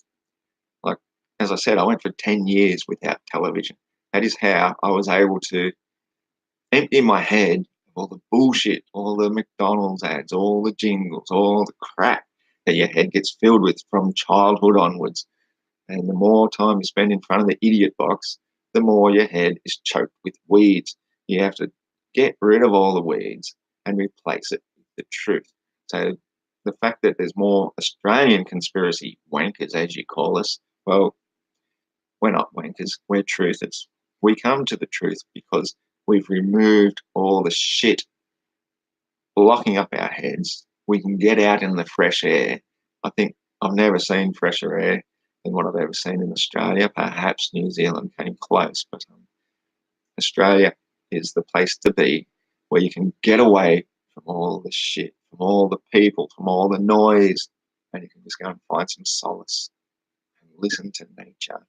And then when you see what they're projecting to us on television with all this bullshit, you can see through the news, you can see through the lies, you can see the reason why they're telling us this shit. You can say, well, I'm going to leave it at that. Alex Alford at the Non-Sequitur show, at the Non-Sequitur show, guys asking me why the moon in Australia appears inverted relative to the moon being observed in the southern hemisphere. I mean, that's like a real facepalm moment. If something's in the middle of your room, placed on the ceiling, hopefully you've got one of these round lights. I suggest any one of you go up to this, draw a smiley face on your round light. Now go and stand in one corner of your room and look at it, and it's smiling at you. Go to the other corner of the room and look at it. Oh, it's upside down. The fucking moon's inverted, depending on which side you're looking at it from. We're always looking up at the bottom side of it, as I keep trying to tell you. And of course, it will appear inverted depending on which side you're looking from. Oh, Brenda's joined in and says, you don't understand how perspective works. Holy fucking shit, lady. I've explained perspective inside and out. I know exactly how it works. It works because of distance. You look at any angle in the corner of the room you're looking at, do those parallel lines appear to do this? Of course they do. That's what perspective is all about, you stupid fucking wench. Pardon me, I didn't mean to call you that. But I guess truth always prevails when you're truth.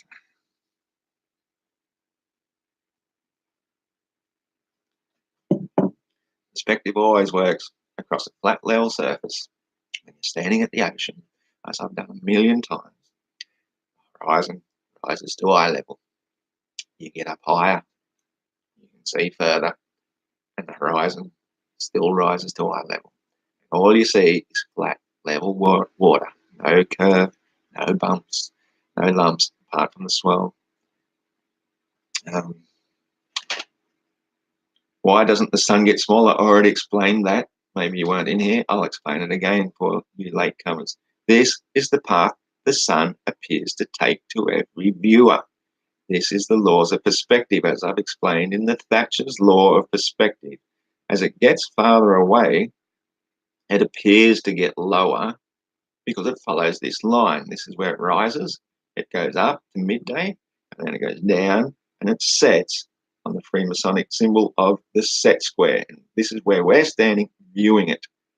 Now, if you kept going with it, across with it, you will change that perspective. But if you're in this fixed point down here at the bottom, when the sun gets obscured by the set square, it has taken this path, the line of the sun.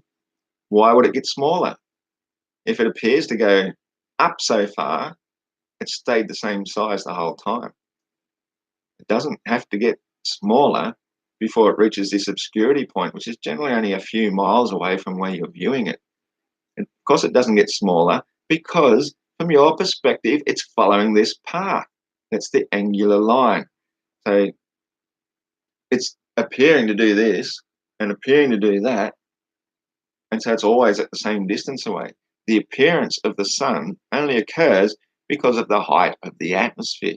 The sun is not a physical object. It appears because of where it illuminates the atmosphere, and that height of the atmosphere is always the same height the whole time.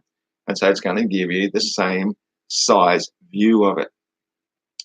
So anyway, Lottie says, flat earth, Jesus wins. Good on you, Lottie. I appreciated your support. I noticed you commented quite a few times. And yeah. And to me, it's not about winning. It's not about losing. It's about discussing the truth. That's what philosophy is all about. It's about talking openly and clearly and concisely and trying to get your points across, which I admit, that was my very first live debate. I was totally inexperienced and not completely prepared at all, but I just thought I'll jump in and I'll give it a go. I'll do my bit and I will speak the truth. Because the house is on the ground. That's why the house gets smaller as you get further away from it. The sun is up really, really high and it appears to go up and it appears to go down.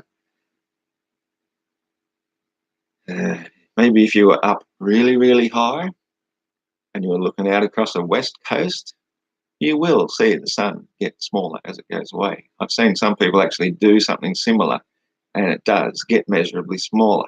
So don't try and tell me that it doesn't do something that you haven't checked for yourself, because you haven't checked it for yourself and you're just speaking from hearsay. Rufus, an equal and opposite force to space-time would stop spheres from forming. You're the voice of reason, mate. Rufus is exactly right. An equal and opposite force to space-time would stop spheres from forming. Even Neil deGrasse Tyson says that when the Earth was formed, it was spinning kind of like a pizza dough. Well, when you spin a pizza dough, it gets flatter and fucking flatter. It doesn't go more and more into a ball. So the laws of physics are totally against the globe in the first place. AIK or ALK, light follows perspective, but the light source doesn't. Seems legit. What the fuck? The source does with distance, but local light is local light. Okay, the source, hang on, I don't even follow my own notes here. The source follows perspective, of course, yeah. Okay, so the source follows perspective because as it gets further away, the ground level below us has risen up to obscure it before it even has a chance to shrink, because it's so far away already that that amount of distance isn't going to cause any shrinkage. But the light source itself is still present, it just starts fading more and more. So, of course, the light itself doesn't follow the laws of perspective because it's still existent right here where we are. Distance is what creates perspective. So, yeah, that's why the light source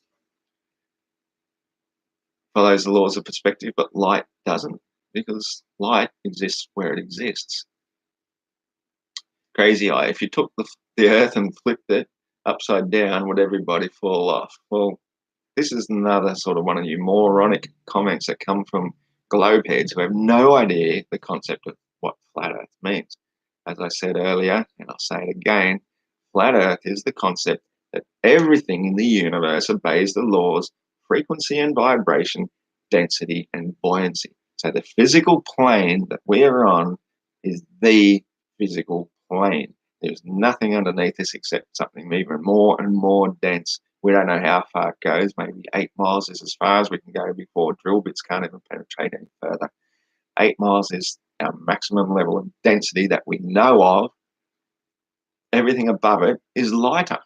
That's why lights are up in the sky. B. Okay, Wildman Fujiyami, because light doesn't all refract at the same degree. Well, I'm not a big fan of this term refraction. I never really use it in any of my opinions or things. All I can say is this room at the moment is illuminated. I've got a fluorescent light on over there, but this room at night time is dark. And the reason it's light now is because the sun, way over there behind me in the west, is still visible, so it's still illuminating the atmosphere. So it's the atmosphere glowing that's causing the light. So you might call that refraction. I don't think it's a real good term for it. I just call it illumination. The air, the atmosphere, the room is glowing because the sun is still visible.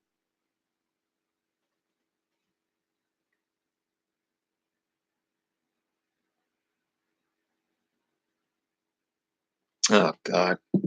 Did you really say that, Wombat baby? If the earth is flat, then why don't someone just drive off the edge? Did you just hear a single thing I just said? The Earth is potentially infinite. We don't believe in any edge. Anybody who keeps talking about an edge, you are seriously deluded, brainwashed, indoctrinated in nonsense. You learnt nothing about the reality you live upon that is potentially infinite. Yeah, well, I've explained why it gets dark at night, because as the sun gets further away, it stops illuminating the atmosphere. Don't call me arse hat. You typed that 5 minutes ago. Well, I'm not reading those comments. I'm reading previous comments, and that's what I'm here to talk about. So, um, yeah, we've addressed that stupid comment. If you Earth flipped it upside down, would everybody fall off? Well, you can't flip reality upside down. If you're standing on a board and you flip it upside down, yeah, you'd fall off, because that's how it works. Density and buoyancy means everything seeks its level according to the natural observable laws of density and buoyancy.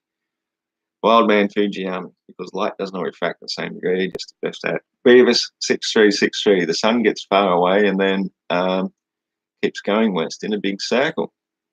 Isn't that what I just said? It just keeps going away and then the light fades. We have a twilight. On a globe, you wouldn't have a twilight. As soon as the globe turned around and put you in the shadow away from the sun, it would go instantly dark. And also,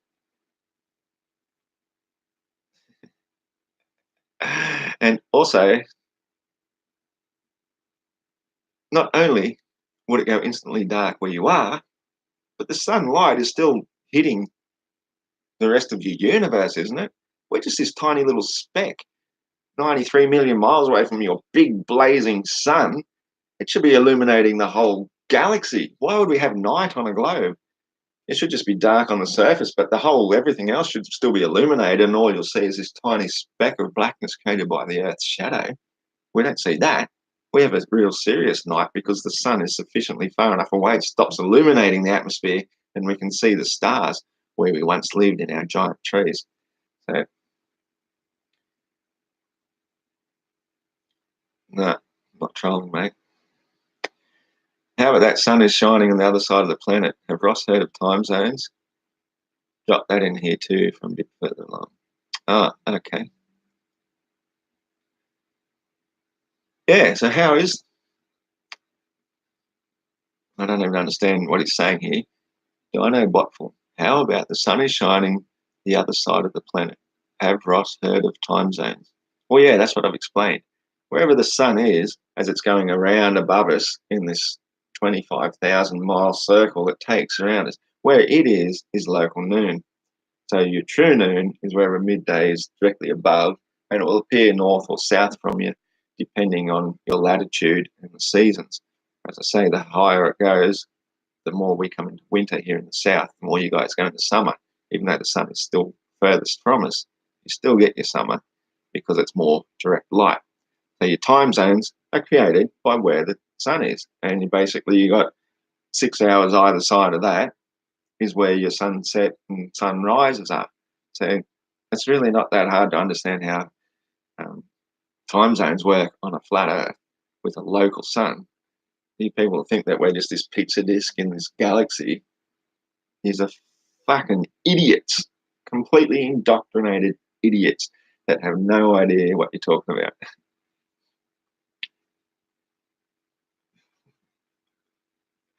Oh god. Uh, I'll leave you guys to your own bloody circle jerk there. S. Weiniger. What shape is the sun's lampshade? My comment I made, the ignorance, it burns, but then again, in a way, it does, because it's the atmosphere which lights up and gives us the appearance of the sun. If you could look down from above and see it, there would be no sun, only a lit part of the planar Earth and a moon. See, the sun, as I've explained in the interview, is a portal, an interdimensional portal into another realm. And because of the way it brings the light into this part of physicality, the atmosphere is the physical part which illuminates. And so for us down the bottom looking up at the sun, we see what we see of that portal through all the atmosphere. If you're looking at it from above, without any atmosphere, you wouldn't see a damn thing. You'd just see this sort of black hole, I suppose. Quiescer, flat Earth Gaia theory. This is a new one. But wait, there's more, much, much more. Yes, Quiescer, flat Earth Gaia theory, the living Earth theory, which I have proposed. I will have to do a whole entire rant on that, which will take me several hours to talk about. But basically, in a nutshell, the giant trees where we once lived.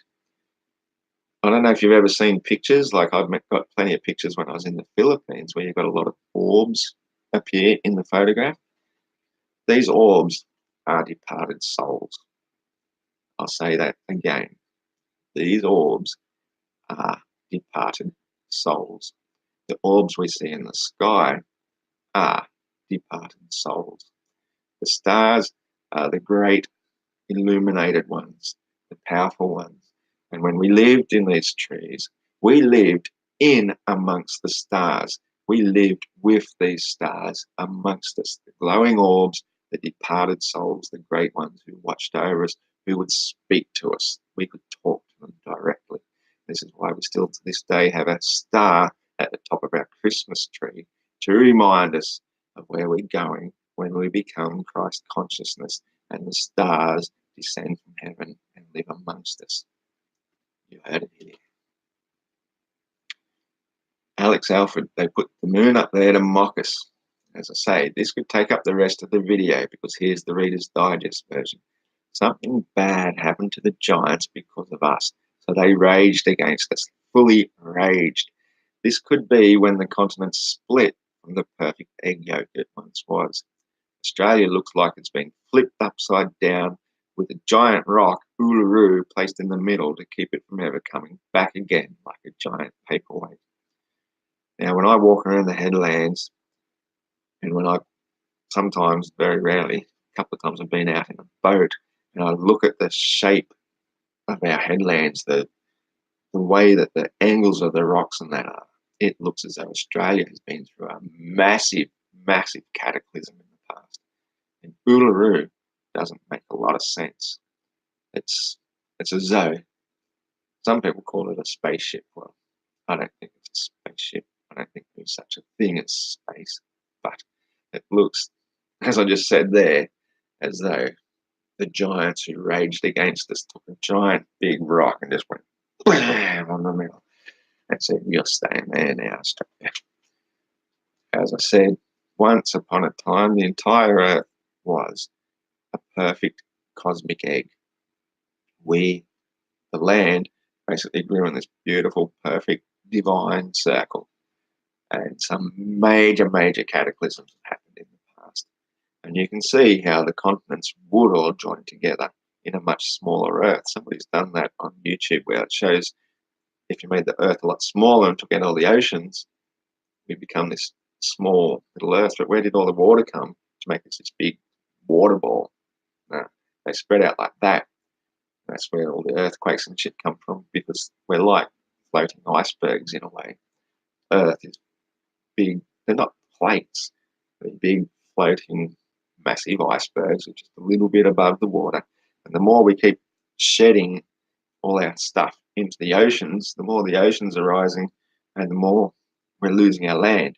This is why we have to go back to mulching the soil, to stop eroding, to redo all our waterways. I'll explain that another time. We have to stop erosion going into the ocean and make the land grow again to live on the living land. And then we can return back to living amongst the stars if we do it right. Lord Sidonia, he's cramming everything into this, everything. Damn straight, that's what I do. I absorb knowledge and see how it fits into the picture of reality. You try something out. I never dismiss anything at first, no matter how crazy it might sound. I try it on for size. They say ignorance is the dismissal of a new idea without investigation. I study everything, no matter how obscure, because it might just be that missing piece that makes everything fit together.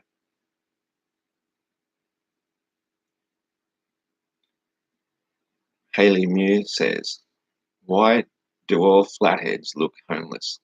See what I mean?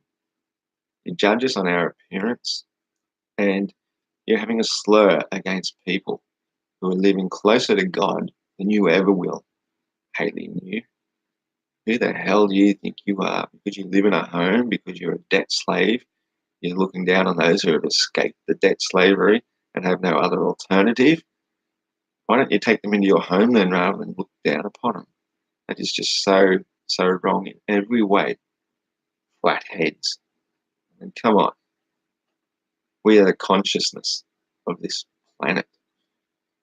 Planet. Put the T on it, you put the Christ into it. You take the T out of it, it becomes a plain R, RT. Heart on my sleeves. Get to the ring to rule them all part. My comment here says, a fan. You've seen my work before. Saturn is not the sun. Satan is not Lucifer. The Lord of the Rings is Satan slash Saturn. Satan. Saturn slash Satan. With the ring around it, giving the false impression of being a 3D planet in space, as opposed to souls trapped around it in adoration, their own version of heaven slash hell. And that's what they are. The luminaries in the sky are in their own version of heaven or hell, depending on their own karmic beliefs, how they went through life, how they know what they've got to do next. That ring around it is a ring of souls of other orbs trapped around it in a living sort of hell, because that's where they wanted to go. They worship their God of choice. That's where they want to be. And that's fine. That's the freedom of choice. We're given free will. There's no right or wrong in this. It's just you make up your own reality according to your beliefs, so it will be. Hunter Deja. He doesn't understand that the Earth is dragging the moon with it via gravity. Correct, because it makes no sense. Okay, so let me start again. He doesn't understand that the Earth is dragging the moon with it via gravity. Now, I've never seen anything get pulled out of a hole by gravity.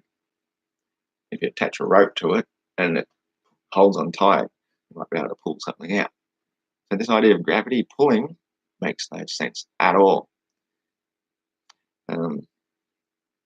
I'll read my comment that I made here first to give myself an idea. Correct, because it makes no sense. If it were on a string, it might almost work, despite the great centripetal forces placed on it, like a hammer throw. But there is no string, and as soon as the string is released on the hammer, it flies off in a straight line until air resistance slows it, and its density falls until it comes to a place of rest, to a place of greater or sufficient density. You all seen the hammer throw? Round and round and round, and let it go, and whoosh, off it goes. And then the air resistance eventually gets the better of it, comes down, it hits the ground, a place of sufficient density, and it stops.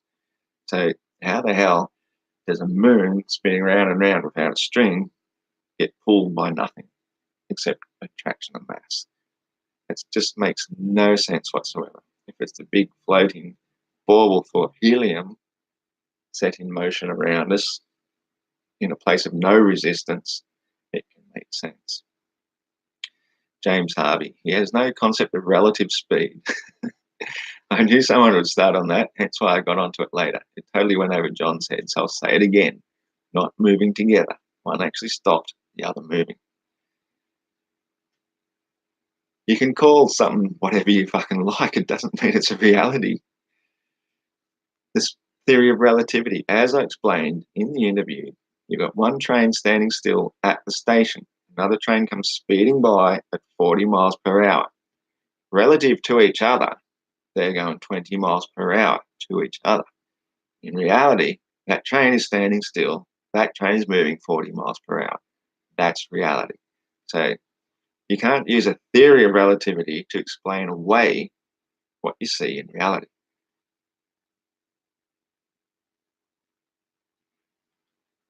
What are you saying there, Globe Strike? Wait, you said till its density fall. Are you saying an object gets variable density when it moves? No. It took off with the same density it landed with, mate. It has a certain amount of air resistance because of its shape. So eventually enough air resistance will slow it down And because the air has insufficient density to support it, it will start falling again and still moving at the speed it was sent out with, getting slower and slower until it drops and hits the ground. How did I say variable density? Where did you hell did you pull that from, mate? S. Winiger, heliocentric view of the solar system says nothing about the sun moving through the galaxy. Well, I already showed that when I did Ask Google much earlier. It says we're moving at 514,000 miles per hour. Last time it said 510,000 miles per hour, but it's updated it now. We're moving 500. The sun, the solar system, is moving 514,000 miles. So, Sleet, ooh, he's drinking Cooper's Red. Good man. Yeah, good on you, Sleet. Yeah, well, actually, despite drinking thousands of cases or cartons of it over the past 15 years or more, this is my own Cooper's homebrew made to a secret recipe which includes local honey, secret spices. The density don't explain why. Oh, fuck me dead. Globe strike back. Have you got a brain in your head that even works? Density don't explain why objects fall at all. Of course it does. The density of air. Insufficient to give buoyancy to something of mass, so it falls through it until it reaches a place of sufficient density, like the ground, to give it buoyancy. I'm so sick of repeating this day after day after fucking day to you morons who can't understand the most simple fucking concepts. Fuck me.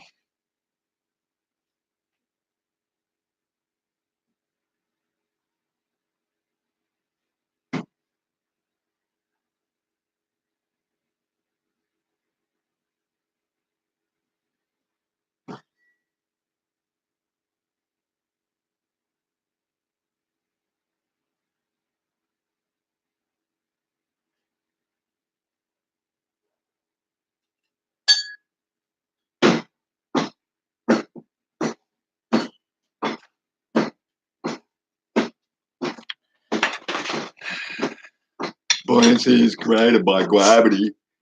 Fuck off.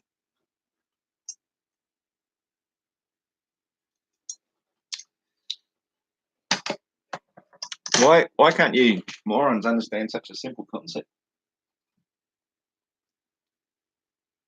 And what is wrong with you?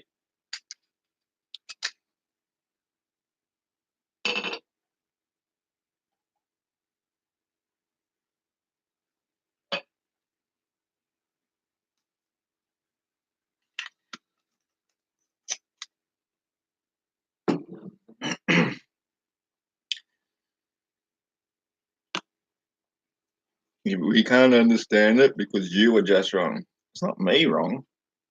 How can I be wrong? I think density and buoyancy existed long before Isaac Newton came along in 1666 and invented his theory of gravity. I think things still fell down before gravity was even thought about because people understood the natural observations of density and buoyancy.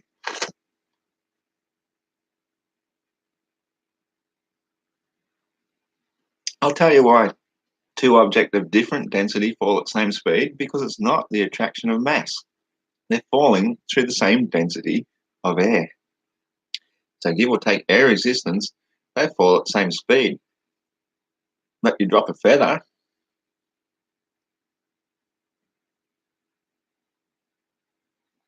if you can prove me wrong, prove me wrong.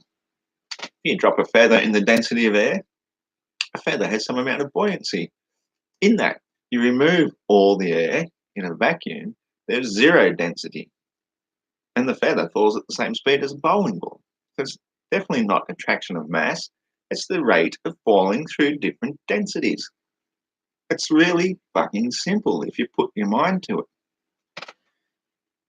Yeah, I've explained that so many times. Obviously, you haven't watched my stuff or listened to my stuff before. Gravity is not the attraction of mass. If the attraction of mass was a thing, then a massive thing would fall much faster than a smaller thing. But give or take the amount of air resistance, they fall at the same speed because they've fallen through the density of air. Really bloody simple. I have to keep drinking this or it'll bubble over. Um, Mark Beiser, the half-wit nonsense about the moon is his strongest argument. Okay, so there's dozens of comments about this and the giants, so I'll address that now, and also Rahu. Okay, so I'm going to ignore you idiots in the comment section.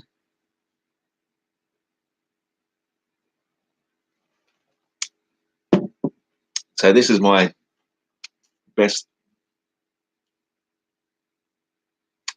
idea for how it worked, for how the moon was made in the first place. Actually, it's a really long story. How long have I been going for? I've got no idea. Does it tell me? 2 hours, nearly an hour 55. I'll have to leave that one for another time because it's a long story. But basically, the moon is made of obsidian or something very similar to it.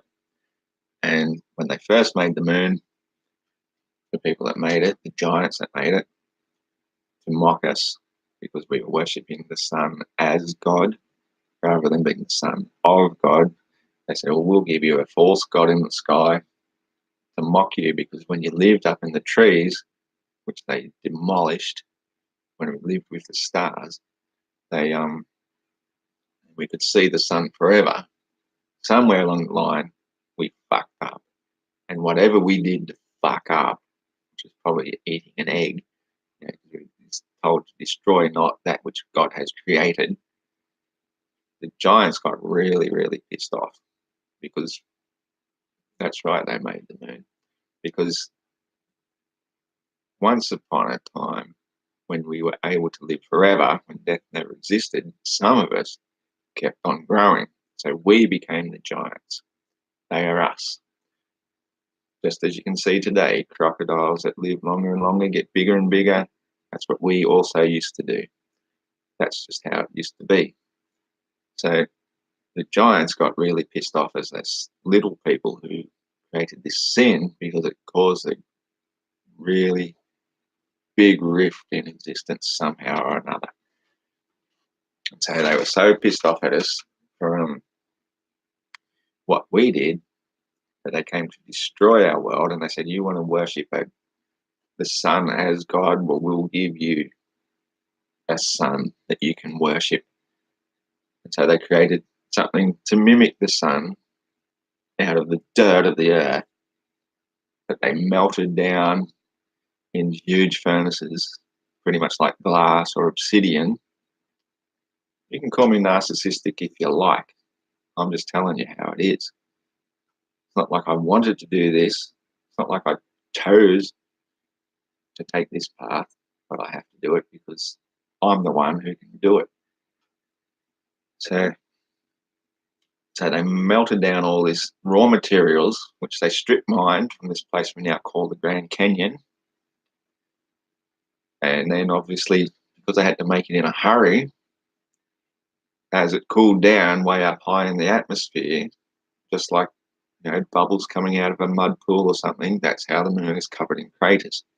But they made 2 of them because the first one didn't work. It stayed too close to the sun.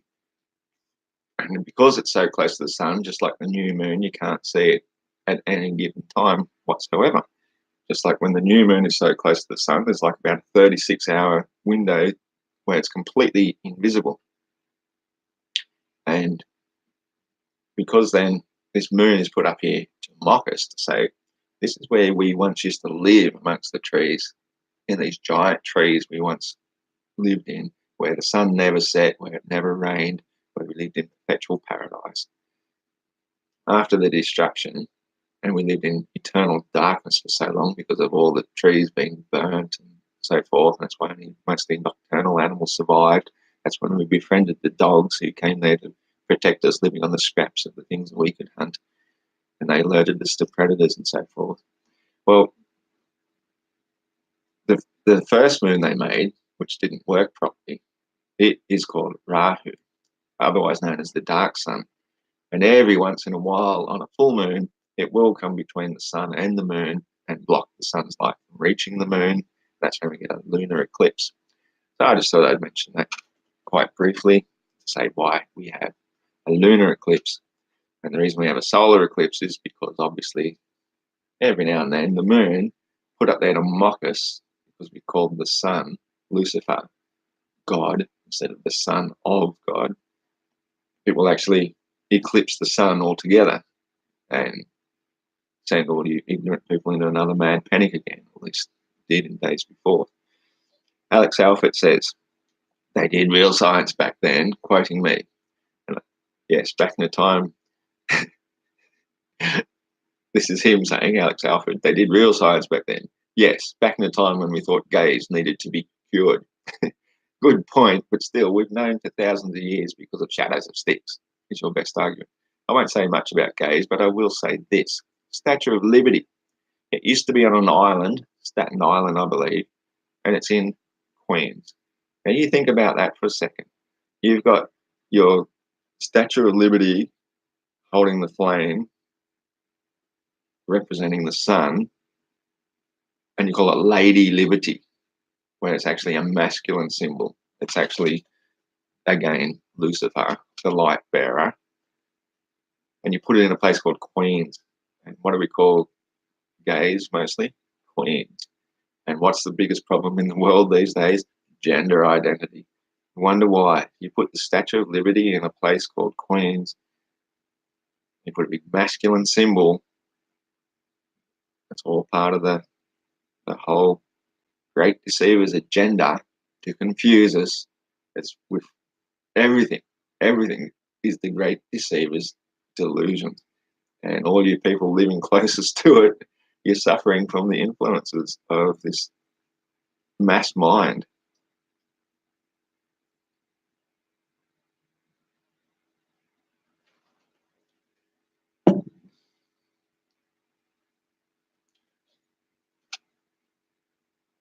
Globe strike back. I don't know who the hell you are, but you've just said you realize you will just get people laughing at you your whole life, right? Flat Earth ain't never going anywhere. Great English, mate. And won't ever become reality no matter how hard you try. I don't give two flying fucks at two rolling donuts, mate. I don't give a shit.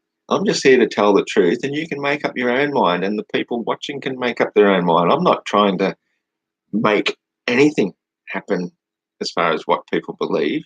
I don't give a shit. All I say is agree to disagree. If you don't like what I say, fine. Go ahead and agree to disagree. But don't become a prick yourself by putting shit on people just because you disagree with them. You're not going to go anywhere with that. It's like globe strike back, fight the flat earth. We're not fighting anything. We're just here to spread the truth that we've come across. And most people who come across it also realize we're telling the truth. So I don't see what you're trying to say by fighting back, striking back. What are you, some sort of, cartoon character from a Star Wars movie or something? Globe strike back. May the force be with you. The truth is whatever crazy things you imagine in your mind. Well, what is your truth? Can you show me a spinning ball? Can you show me how we live on a spinning ball? You say the sunset proves a spinning ball. I say the sun sets because it moves further away and it's obscured by something because we have this thing that is called perspective where everything beneath us always rises to eye level. You can see it in every single room. I can look down the far corner and I can see that corner's risen to there and that corner's gone to there and it's only blocked because there's a wall. But if they continued infinitely, they'd reach a point. But that's because they're on Earth. You can literally measure Earth rotation. Well, you'd be the first, mate. You'd be the first. Measure Earth rotation. Wow. So how come we can't feel it? How does the wind move with us in an uncontained environment? I'm just going to go to the next one. Dr. Zaius. I'd like to hear more about the giants. Oh, well, that's what I just did. It's all speculative, based on best guess evidence, collective memory from myth and fiction, and intuition after months of pondering all the clues. It's not just something one hears once and finds truth in, but after months and months of speculation and how life might have been before destruction, You get an idea of what might be. Another theory is that we once used to keep growing, so the giants were us, but not all of us. Some of us committed original sin since the Lucifer rebellion, and so the giants punished us and mock us with the moon, a false god, to appease our need for having false gods in the first place. So,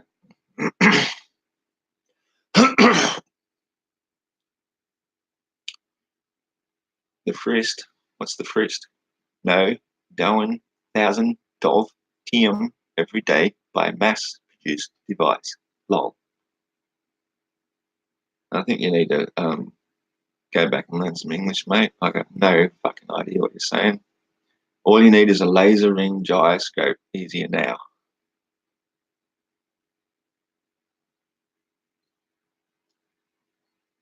You need a laser ring gyroscope to observe reality now, huh? Oh, hang on. You need a laser ring gyroscope to measure Earth rotation because it's been pre-programmed with observations of reality, watching the stars move above us to say that that's the Earth moving. That's really what you're trying to say. You're a moron, mate. Got no time for you. Anyway, that's the last of the comments that I made, and I do have shit to do, which I should have done earlier. Oh yeah, better save changes to my document. What would we call it? FTFE.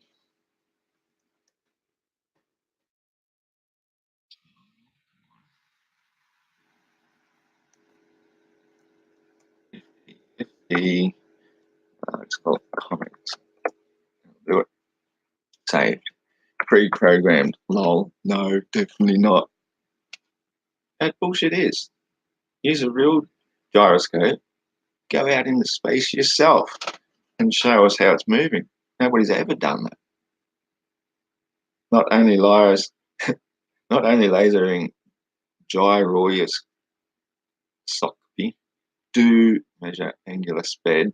They can use it to determine your latitude on Earth accurately. Latitude. You know what latitude is? Magnetic north in the center. Circles around it.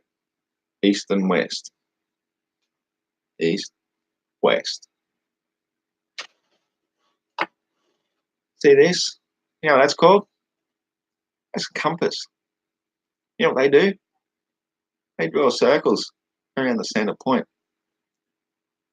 Want lines of latitude? Make it bigger.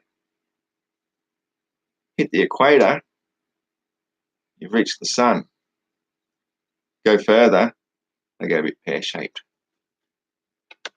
You and your lines of latitude, you got no idea how it was done in the first place. You got no idea of reality. You got no idea of how things appear because you've believed the same things that I once believed when I was also indoctrinated about living on a spinning ball in outer space. It just doesn't work.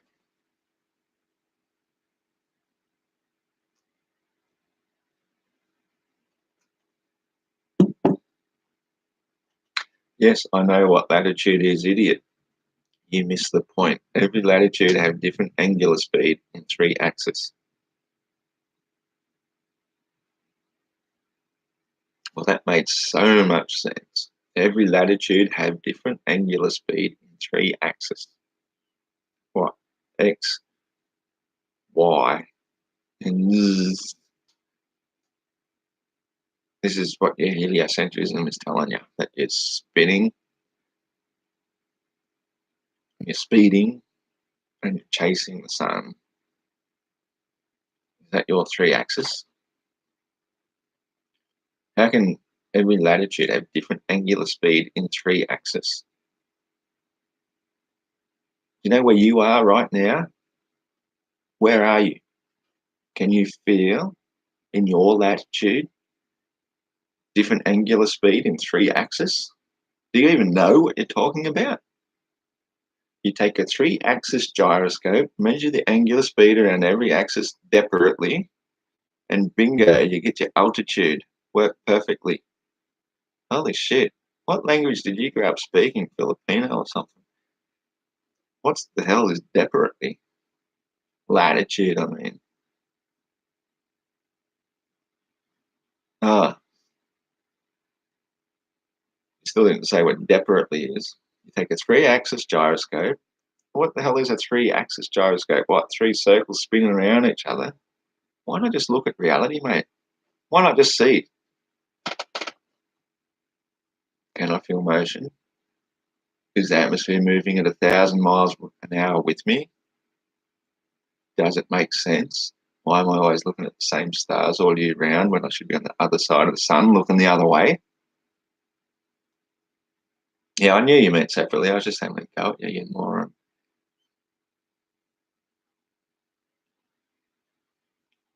I mean, can you explain that with the stars? Do you have a clue about what you're really talking about? I think not. I need more ginger wine for this. Mm. Whoops, I meant into my beer. Not into my beer.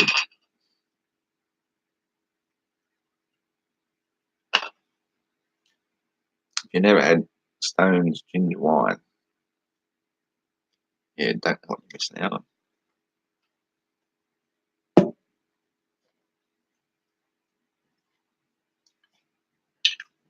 It looks like we're getting another storm brewing up out there. Got a house inspection due tomorrow, so I better go do some shit. So if you've got nothing else to say, oh, you do have something else to say. Yeah, exactly. This is 3 different gyroscopes because lasering can only measure angular speed around a single axis, so you need 3 for complete analysis of motion. That's not rocket science.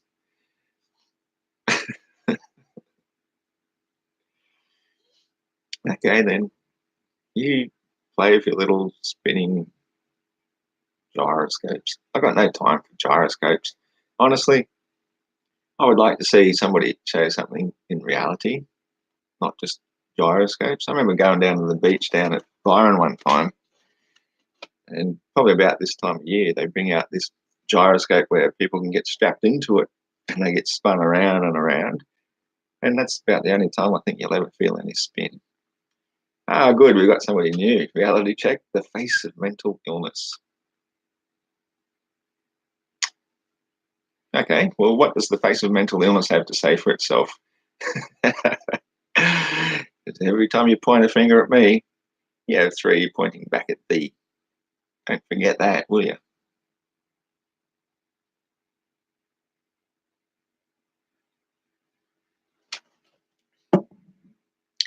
Not a single person in the room can prove we spin.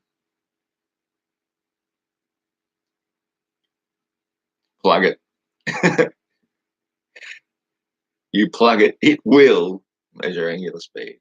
And you can use this data to determine my latitude. Well, that's sweet. Isn't that nice that you know how to measure your latitude because of something that's been pre-programmed after what? 2,500 years of observation. They put this into a little device so it can appease your feelings, make you think you really do live on a spinning space ball. I'm really happy for you that, you know, back in the day they just used to use statues with certain crystals in their eyes so they'd absorb the water from the atmosphere and leak so it looked like statues crying. And that worked for those people at the time. That made those churches very profitable. But your new one now is a 3-axis laser gyroscope, and that works for you. I'm really happy for you. Yeah. If it works for you,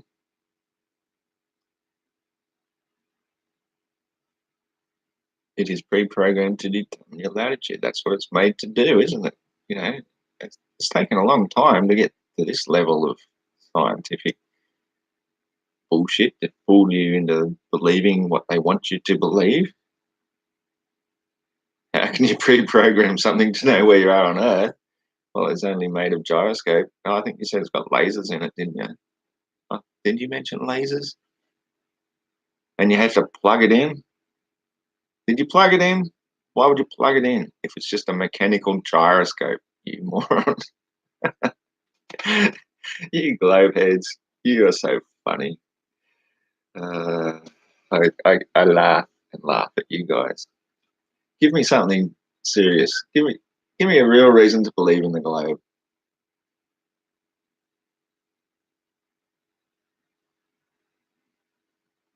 Yeah, that's damn right, Scott.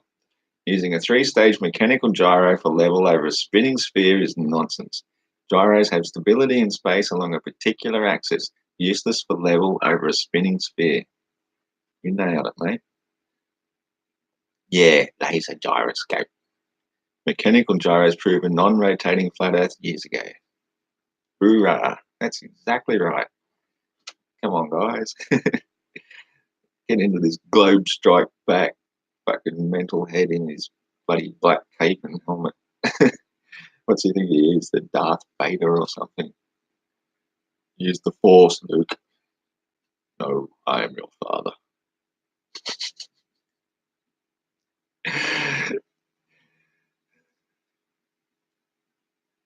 Mechanical gyroscope have rigidity in space, indeed. Not laser worm. That's right. That's right. Yes, he agrees with us. You need to use lasers. Woo! There's no moving part in a laser gyro. Well, how's it a gyro?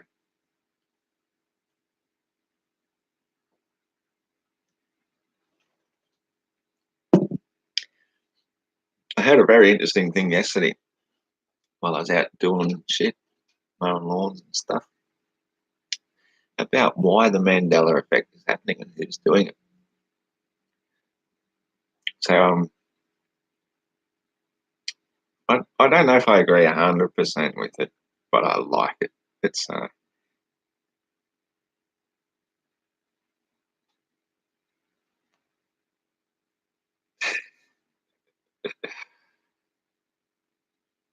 that Mother Earth herself has a sense of humour, a very good sense of humour. And she, being the Mother Earth, Lucifer, being the Father, the giver of life, are one and the same. And we, the children, are also one and the same. That's the Trinity: the Father, Son, the Mother Earth, and the children of God. And if you look at the four elementals, it also makes sense. You've got the Father, Son, the Mother Earth, air, and water. The four elementals combine into one. The fifth element is life, and we are life. So the four elements of life combine into one. And because there's a chance we've done something to upset the balance, Mother Earth, on her way to bringing us back into consciousness, is showing her sense of humour by performing these little jokes on us, by changing things, like giving C3PO a silver leg when he was once more golden, or by saying, "No, I'm your father," because Luke is sort of personal only to Luke, but we are all of us. So he's saying the Dark Lord, as we know him, no, and he is the father of all of us. I used to get on about gyros. I couldn't be bothered listening to gyros past that. So the Mandela effect then is part of this Gaia Sophia playing jokes on us by changing things and showing what she's capable of.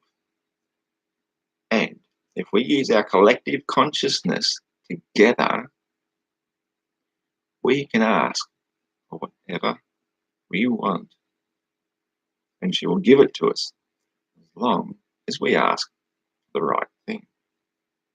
So I don't know if many people have concentrated enough on what is the right thing. Now you think about this for a second. If every single thought, you had could manifest instantly, what would the world be like? Are you making the world a better place? What if everybody thought like you? What if the world was full of people who thought just like you? Would you like to live in a world like that? Are you living in a world where everybody's giving as much as they can to one another, where we all love one another, where we all tolerate one another's different beliefs no matter what? We don't ridicule them just because they think differently, but we say, well, that's an interesting idea. I'll bear that in mind. But my opinion is I think I live on a spinning ball, but, you know, I'll, I'll entertain your belief. Might even look into it and see what it says, and vice versa. I grew up believing in the globe, and I knew the globe better than anybody.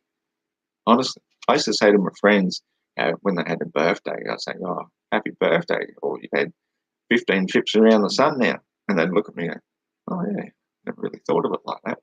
I'd say something like, "There's no such thing as sunset and sunrise," and they go, "What do you mean? Of course there is.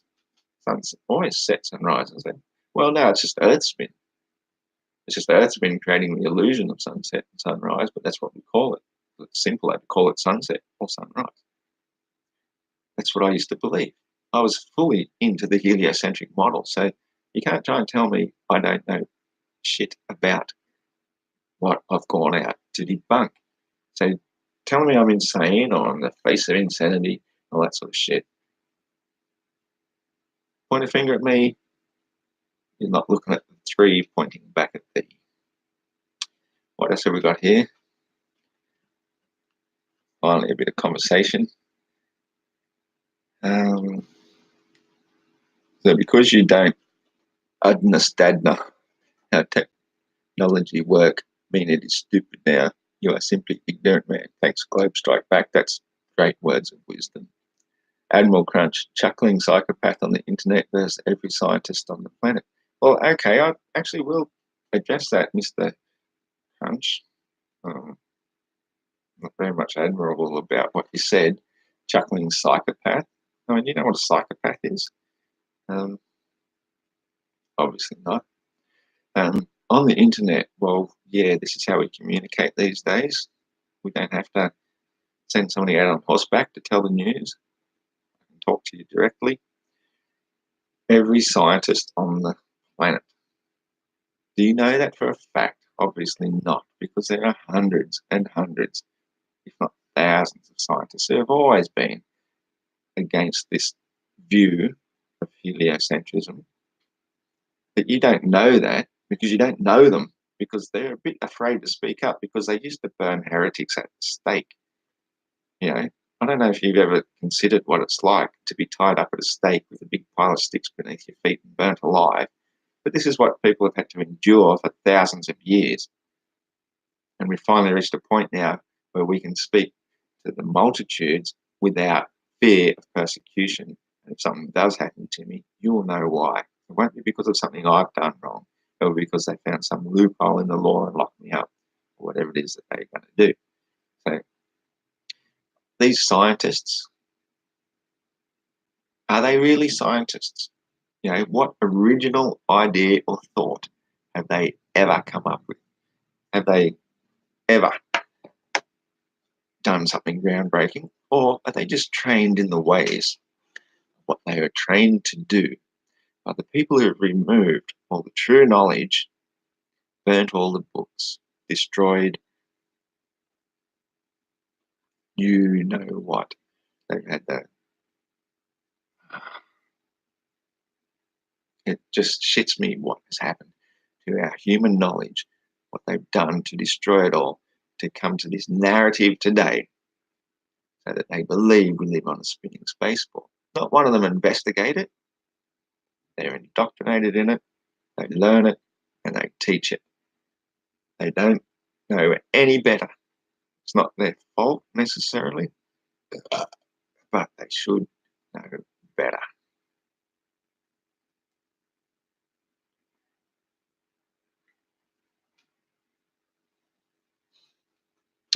What's the next comment said?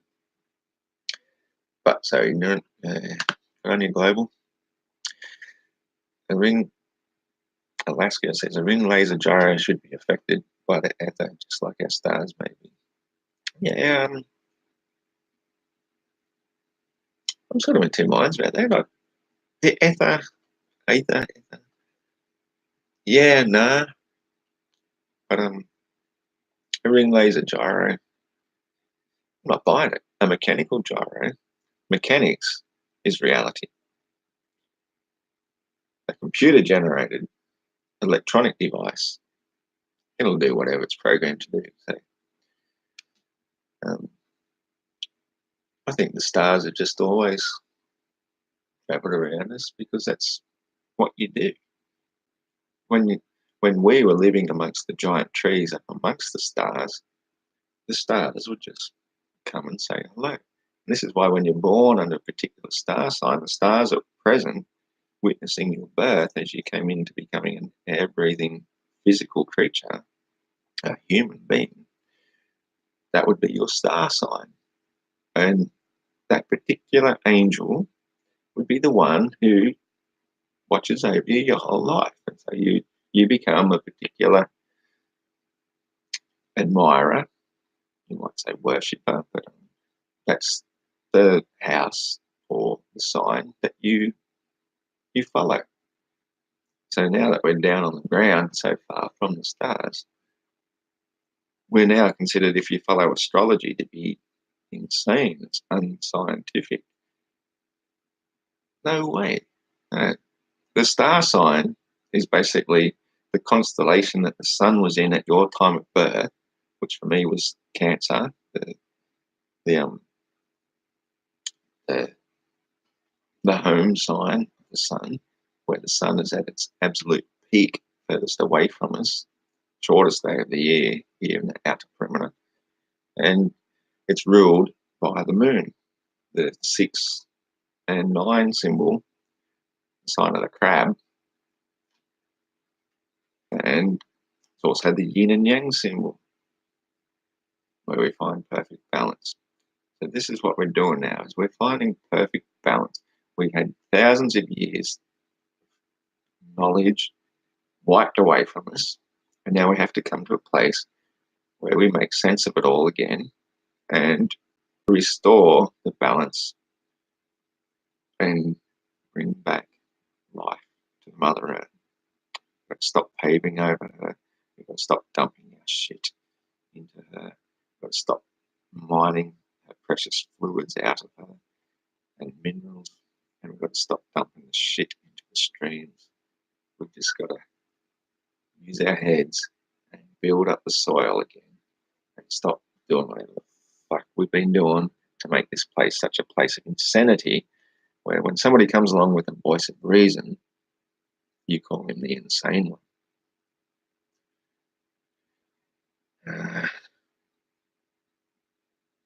Where was I? Well, you are insane. Sooner you accept it, the better. Well, if I'm insane in a place of insanity, that makes me the sane one. So, Admiral Crunch, I'm looking at one. Alaska, there's zero scientific proof of a spinning globe, just like gravity. Damn straight, mate. Globe strike back. Alaska, do you believe yourself when saying this? Because that is an obvious lie. There is. You just deny them systematically. Like a lunatic, there is a difference. Admiral Crunch, if you really believe the prattling bullshit you're spewing, then you are very, very clearly insane. See what I mean? Globe strike back again. Let try some things. Fuck, you're good at English. Have you ever used the GPS? Are you denying how accurate it is? You realize it would be impossible for GPS to work if humanity had not measured the Earth accurately, right? It measures fucking great in your local location. We're not going across great oceans with it, are you moron? Fuck. Alaska, if you ever break free from your brainwashing, you might start thinking critically instead of repeating your faith-based beliefs. Amen, mate. Globe strike back. What do GPS use to make calculation, you think? Ground positioning systems, you mean? You mean all those towers that we have all around us? Did you know that it wouldn't work if it was done on satellites? Because distances aren't the same. When you're going up hills and down hills, it changes how much distance you're actually traveling. But across a flat, planar surface, it would work. So, once again, GPS disproves the globe and proves the fact that places like Google Maps have sent cars all around mapping everything, doing all the contours, putting it all into a program that gives us accurate distances for how far we travel. Admiral Crunch. Crack up at that. It sounds like a really good breakfast cereal. Later, this dude is a few months from being committed in your dreams. GPS, ground positioning system. That's exactly right, Alaska. Globe strike back. I work with laser ring gyro almost every day. Actually working in the aerospace domain. Yeah, they work. Yeah, they're used to determine latitude frequently. You not buying it won't change what they do. I'm sure they work great for what they do. I'm not disputing that. I'm just saying that they're pre-programmed with obviously what you need them to do. And then by saying that they prove Earth's spin, that's what I'm disputing. I think you're full of shit when it comes to that. Globe strike back at Alaska. Whenever GPS is from space of ground. Space of ground. I'm sure you mean or. Right? You know, I'm going to take the shit out of you for useless fucking typos. Just like that flight the flat earth. Fight the flat earth wanker, Craig. He can't type for shit. He can't spell for shit. It shows a complete and utter lack of intelligence, but a really good ability to regurgitate bullshit which he's been indoctrinated with, as though it's facts, not reality. So anyway, whenever whenever GPS is from space of ground, obviously is from space, is not even my question. It makes so much sense. The globe is really fucking smashing us here again. The very fact they are accurate prove humanity did measure the Earth accurately. Yeah, well, I just explained that, didn't I? How Google Earth went around measuring things you can do on the ground, where cars go, and why GPS works. GPS would not work on satellite. Understand how trilateration work? Do you even understand how GPS work? Well, yeah, mate. I've been places in my last job, particularly as a meter reader, up in the real sticks of back of Mullumbimby and so forth, where the bloody GPS itself would cut out way after the phone had cut out.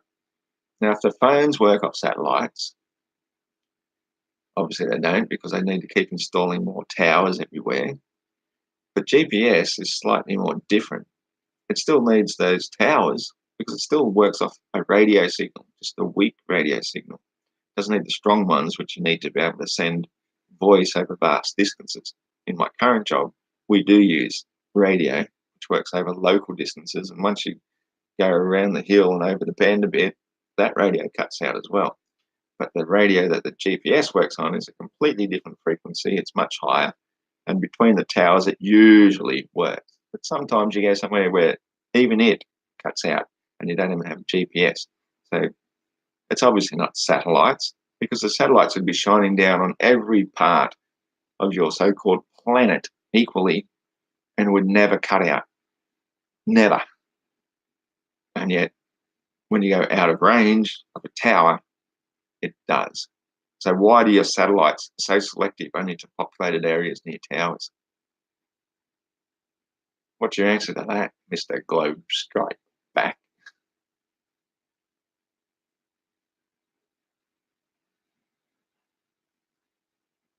Oh, you are French. That's why you spell like a moron.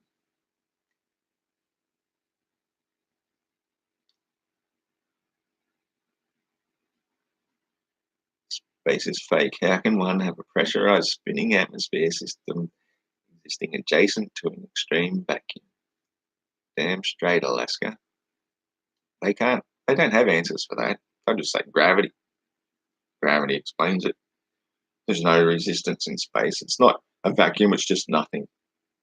That is honestly what they say. They will tell you that's how it works. And so the atmosphere just magically moves with us as we're spinning at 1,000 miles an hour, going around the sun 1.6 million miles a day.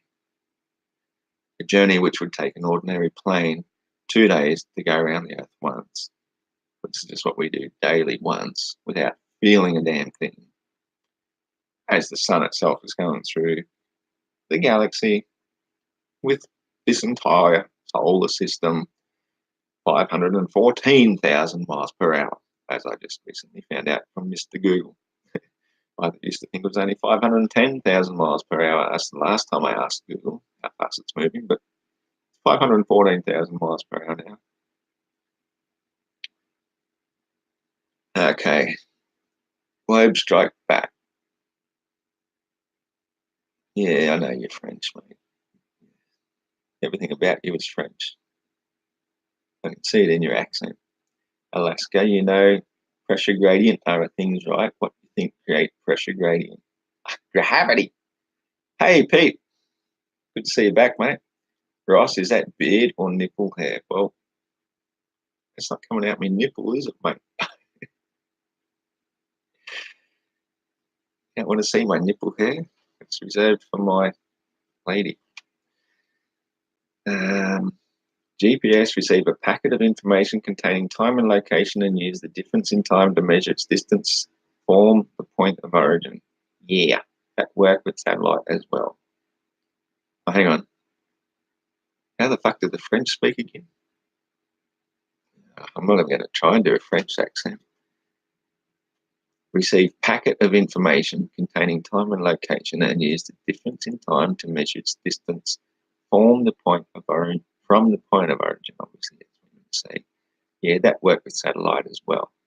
Well, no, I've used GPS and it's given you your real-time speed as you're traveling and your real location. It's not doing it in packets. I don't have to wait any time. It's real time because the towers are there giving it to us. Alaska, forget gradient, that's easy. First, you have to have a pressurized closed system for pressure to exist in the first place. Duh. Exactly, mate. That's one of the questions I got in the super chats last week, where they said, why do gases expand? And I said, well, because they're not in a container. We've all got a gas bottle somewhere. I've got several around the house. You got a gas bottle, the gas stays in the bottle under pressure, and you can pressurize it into it with force, and it stays in the bottle because you've got a good valve on it. The minute you open up that valve slightly, the gas goes, you know, if you don't put a regulator on it, it will come out at high pressure. The regulator slows that pressure down so it comes out at the right place so you can light your barbecue. If that wasn't that bottle there, you know, shoot that bottle, put a hole in it, the gas will just go boom, and it will expand back into its original condition that it wants to be in. That's the natural state of gas. You have to contain gases, you have to have a pressurized system. You can't do it outside, on the outside of an uncontained ball. It just wouldn't work. The gases will just go off into the vacuum because that's what gases do. Everything in nature tries to fill the void. If there's a void, it will fill it. Gases would fill it, but obviously not in a void. On a flat, stationary, planar Earth of sanity, everything finds its place because of density and buoyancy. So the gases that expand fill all the space around us, but because some of them are more dense than others, the more dense ones find a level gradient. We've all seen those buoyancy towers of things. I actually think that's worth mentioning at the moment before I read any more comments. We've all seen these density towers where you've got, you know, your oils and different liquids and various things floated in it. That is basically density and buoyancy at work. There's no gravity involved. Now, people have said this to me before. The vomit comet. This is something I really wanted to address the other day, but I didn't get the chance to. The vomit comet, where they create the illusion of zero gravity. There's no such thing as zero gravity, ever. There is no zero gravity. You can create a force, like the gravitron ride, to escape gravity for a while, but you cannot escape gravity. Gravity is simply the fact that everything seeks its own level according to its frequency and vibration, which makes it matter or gas or liquid, and therefore it seeks to be at its own level, which is why we're on the physical level, on the plane. Now, in this vomit comet scenario, what you've got is you've got an aeroplane which uses great thrust, which is the buoyancy of air to get up high, and then it drops. And then as it's dropping, the occupants inside are falling at the same speed as the plane. And so they're feeling as though they're in a zero gravity environment because there's no ground beneath their feet. They can do all kinds of weird things and whatnot. But then eventually the plane has to level out so it doesn't hit the ground. And then that's when they hit the surface again. And then most of them throw up because it's a really, upsets your stomach acids and that sort of thing to do. So when you've got this buoyancy tower inside the vomit comet, somebody has said this is an example of, well, why doesn't it work inside it? When they shake it all up, why doesn't everything find its level and level of density and buoyancy then? It's because it's all falling at the same speed through the density of air. It's only when it comes to rest, when the base of this tower is at rest, can everything then find its proper level again? Because they're all falling at the same rate, it's never going to happen. So it's really not rocket surgery to understand why the vomit comet is not zero gravity and why a density tower will not work while it's falling until it comes to a place of rest. And then everything sorts itself out, as it does in nature, according to density and buoyancy. Now, I'll have a look through some of these comments I missed up here.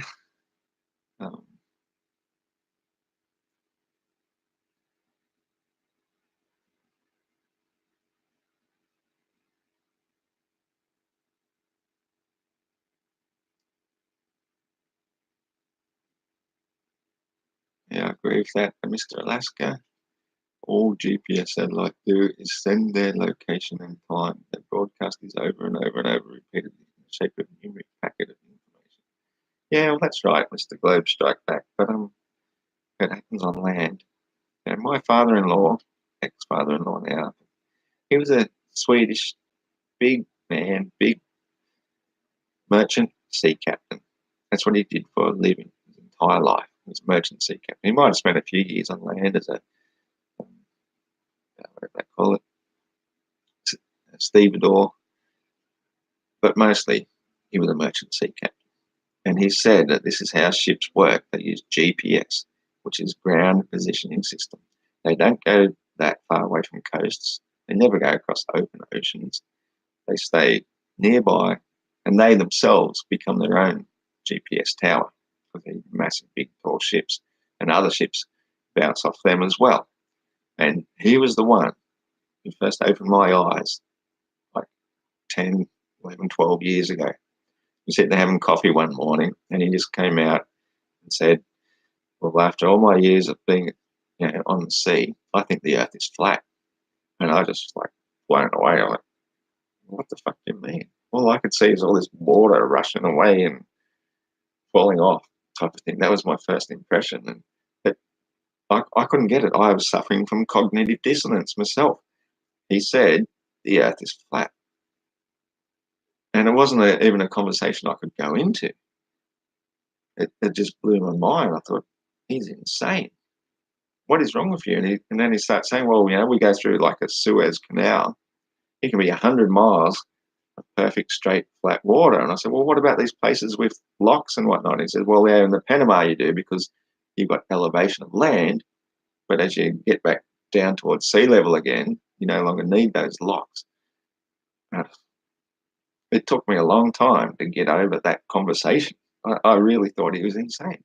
But then after serious consideration, I thought, well, he knows what he's talking about. If anybody knows what they're talking about, it's a merchant sea captain who spent their life traveling the world in a boat that never once goes over any curve. It always stays on the level. I thought it was very brave of him actually to come out and tell me that, knowing how I would feel. Like, wouldn't I ridicule something like that?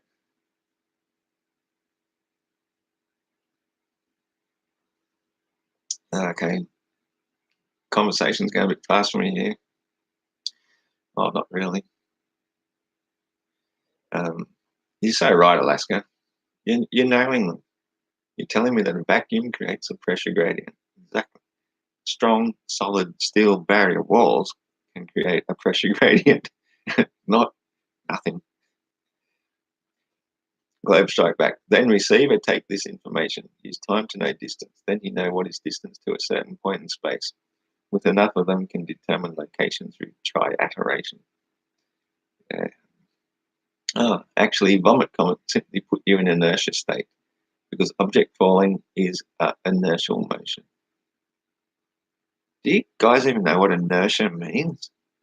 Inertia means the speed you take off with. It doesn't mean lack of movement. When you take off with inertia and you got nothing to resist that inertia, that initial movement that you're going with, you'll keep on going. Like if you sent a rocket off into space with inertia of the Earth, you're going to keep going off into space. There's no way you're going to be able to turn around and use that same inertia to catch up with what you took off from in the first place. The Earth is speeding off at 1.6 million miles per day around the sun. Well, what's that? 514,000 miles an hour. Times that by 24. I'm not even going to try doing that in my head at the moment. I've been having a few too many of these. But if you say, well, 524s is about 100, you're going about a million miles a day. No, hang on. 100. Oh, fuck. You're going many. Multiple millions of miles per day as we go 1.6 million miles per day around it, chasing it through the galaxy. How the hell is that rocket ever going to use that initial inertia it took off with going to come back and catch up again? Because it's already going in the opposite direction at that speed, and it has to find something to find a way to turn around in a vacuum. How the hell are you going to steer in a vacuum? You can't. And then it has to accelerate even more to catch back up again. Space travel, as we know it, is impossible.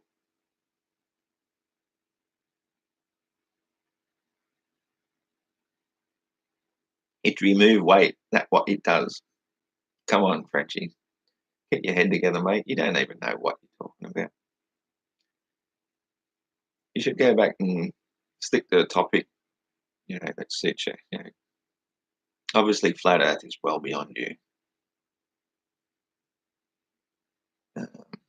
Pete Shea, Ross, you are full of shit. You are. I have no ship in me whatsoever. Last time I checked. The guy the guy I debated on Non-Sequitur was a moron. Yeah, I know. I wasn't even worth coming down to his level to try and. There was no debate. He said it from the start. He took my opening line away. I said, "This is no debate. There's nothing to debate. The Earth is flat. We all know that." And for him to keep there, just blah blah blah blah blahing on, all he spoke was shit. And all he could do was say, "Oh, I'm so jealous of your beard. I'm just going to put shit on you." Basically, he was all ad hom the whole day. Shout out to trannies with fannies, Ross. No, I prefer them with their dicks still. Oh, did I say that out loud? Mars, but their flat Earth is impossible. You mean their THEIR, but their flat Earth is impossible. I'm not quite getting that. But the flat Earth is impossible? I don't see why. I think it's the only possibility. Density and buoyancy says why. Their inertial simple mean object don't accelerate without a force applied on them. Exactly. So you're saying when you take off in a rocket, what force keeps you accelerating? What force brings you back? Dog is scratching his bollocks on the bed. Good dog, yeah. Someone's going to do it for him. Jeez. Don't be shy now. He's showing you what he needs. Globe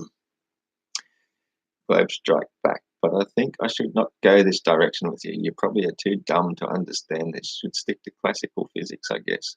Relativity too advanced for you. No, relativity. I debunked that already. I told you.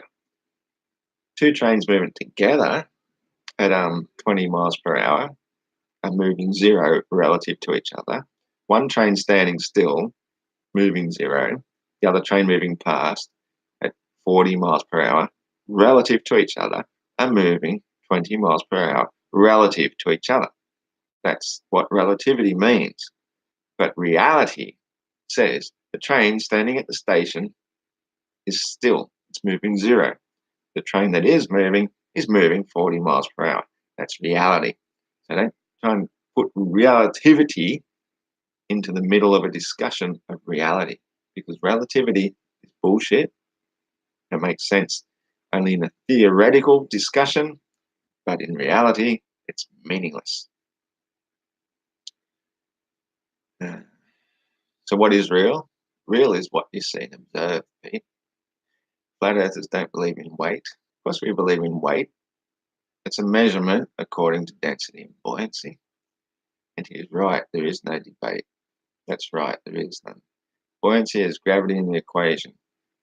Only if you need to make an equation to try and measure something falling, you're using the rate of something that falls through air as opposed to the rate of something in the density of water.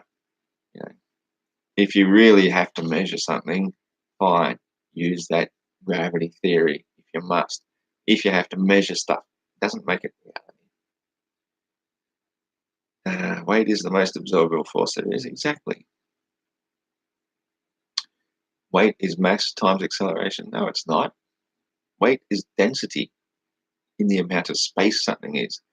I mean, Steve got it right. He said the much simpler explanation for me. I wish I had said it how he did, but I haven't had the indoctrination levels to put it so simply. But weight is the amount of the atomic mass in the amount of space a certain object has. So the more atomic mass it has in a space, the more dense it is, therefore it falls through something else. In this case, gravity is so flat earth people don't believe it. Acceleration in this case, say that again, acceleration in this case is gravity, so flat earth people don't believe in it. We don't deny observation of reality, mate.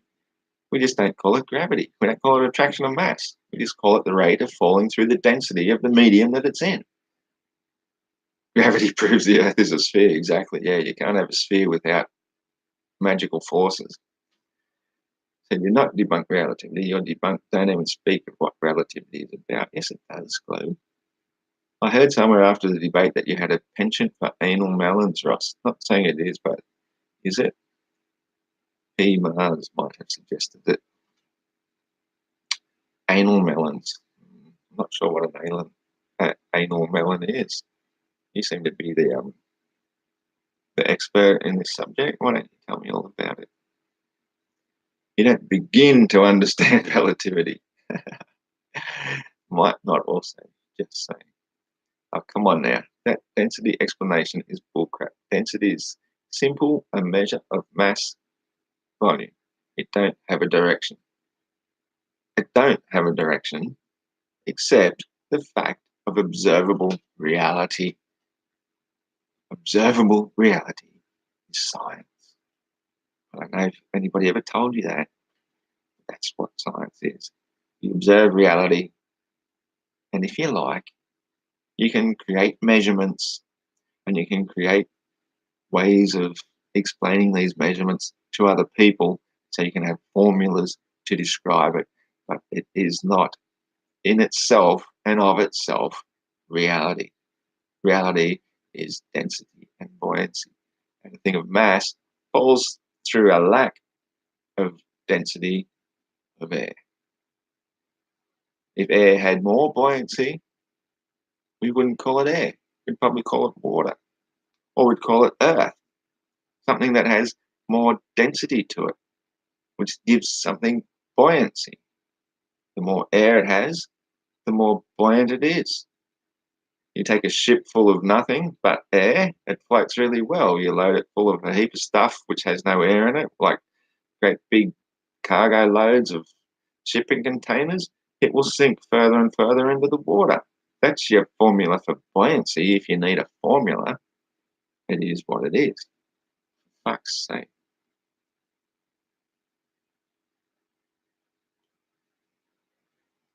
Damn straight, Alaska is created in the mind that it was necessary to support a globe theory.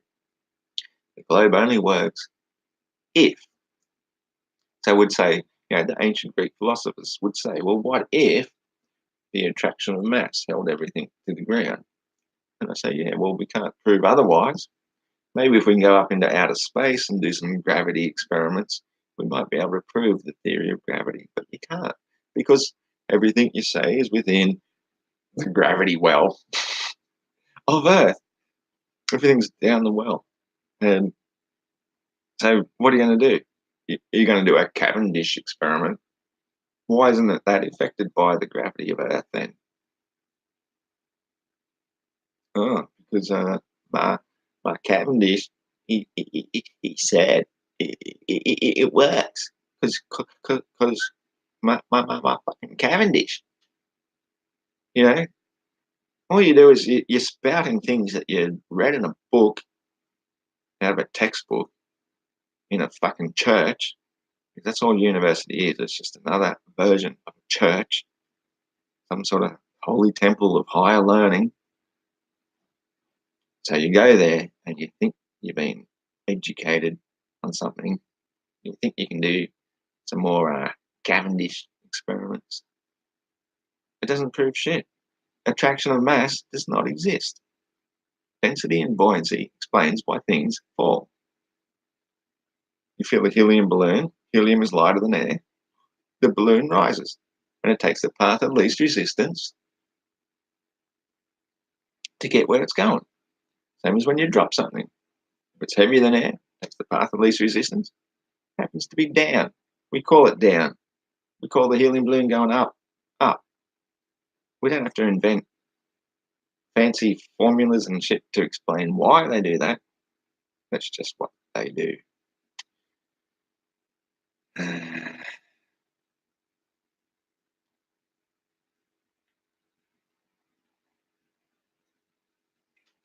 A very vectorial acceleration. Ooh, that's very sweet, Mr. Globe. So why object fall in this specific direction? You say yourself, destiny have no direction. Yes, we clearly see a very vectorial acceleration. That is really sweet, mate. I'm going to put that into a song. We clearly see a very vectorial acceleration. I can feel the rhythm already. That's great. Air density is the same on every side of the object. Why this direction? Because air density is insufficient to support mass in every direction. So it takes the path of least resistance. I think I just explained that. Pete Shea. Pete Shea, did you say you cannot begin to understand anal melon activity for us? Well, I've never. Well, each their own. I think cucumbers would probably be a good place to start before you advance to melons, but it's up to you. You realise Cavendish is not about proving gravity, right? The only reason for the experiment is measuring G constant. Oh, for fuck's sake. Really? Cavendish is not about proving gravity. And yet it's the only fucking example you globe heads have for proving gravity. And now you're telling me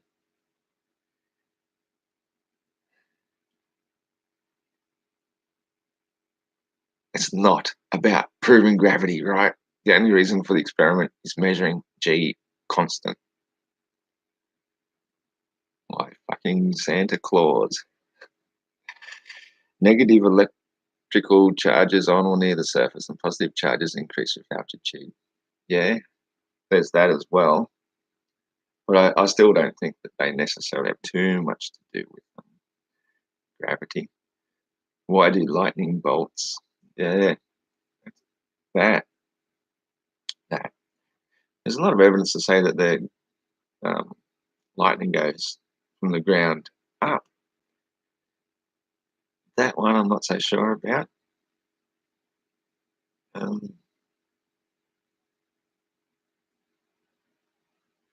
Yeah, they just think it's just all the friction from all the the water rubbing through the air and stuff, creating big thunderclouds. All that friction creates this big power source, and eventually it has enough, and it says Earth, and it's going to boom, and thunder and lightning. I love bloody lightning storms. We get tons of them around here. I love them. Are your snooker tables upside down to ours in Ireland, Ross? Yeah, you would think so, wouldn't you? But no, they're still on the flat and level, and the balls still roll across the surface. You're finally getting it, Pete. We're all on the same plane. Just Ireland's a little bit further over where my ancestors come from. Globe strike back. Air density is insufficient to hold the object. Yes, but it is insufficient in every direction. Why this direction? And no. Okay. Mr. Globe strike back. Let me explain this one last time. Earth is the bottom of the universe because of frequency, vibration, density, and buoyancy. Everything seeks its level. Like sound, for example, propagates through the medium of air, but eventually it gets so far away, it drops. It goes down. And so people can't hear it further away because it's not quite of sufficient frequency to travel that far. Everything is frequency and vibration in the medium of the density in which it's in. And so then it falls until it finds a place which gives it buoyancy, which brings it to rest. It falls because that's the path of least resistance, because what goes up comes down. Frequency, vibration, density, and buoyancy explains all you need to know about the physical and above physical world. We're at the bottom. Everything goes down naturally if it's of more density than the other things around it. I don't see what's so hard to understand about that.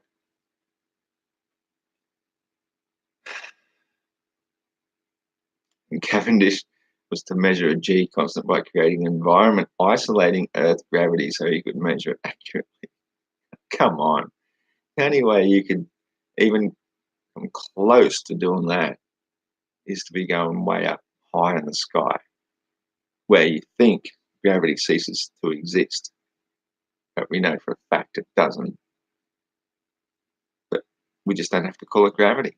We can just call it the medium of the density which gives it buoyancy. And if it doesn't give it buoyancy, it falls. That's why we always see the rockets do their big Disneyland curve, because they go up to a place They've got nothing else to push through because there's no atmosphere. And so they fall back down again in this great big arc, depending on how fast you shot them up. So I don't really know why you're saying Cavendish was to measure. Cavendish's goal was to measure G constant by creating an environment isolating Earth's gravity so he could measure it accurately. See, what he put them in his barn and made a zero gravity place out of his barn? Is that what you're trying to say, mate? I really don't get it. Everything is frequency, but then why object move in this direction? Path of least resistance. Why is this path the path of least resistance?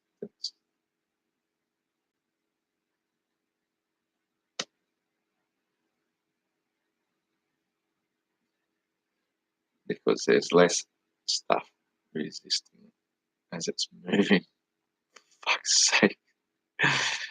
You need a justification why this direction is preferred over. Why is there weight in this specific vector seen because reasonably come out? Why do you think he used two identical objects on a counterweight? Incorrect, Ross. His goal was to weigh the Earth.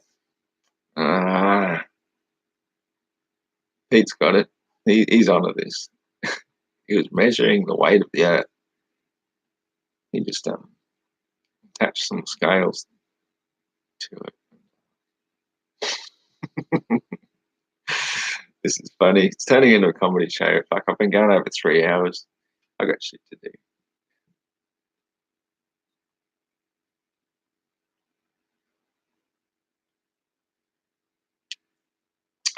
Globe strike back. Going into a barn does not isolate Earth gravitational influence. I don't care what you say. Obviously, I don't believe in gravity because it's a load of shit.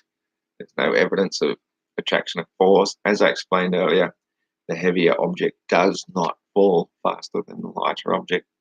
They're all just falling through the same medium, and going into a barn does not isolate the ability of density and buoyancy to affect an object. Yeah, I think you're right, Pete.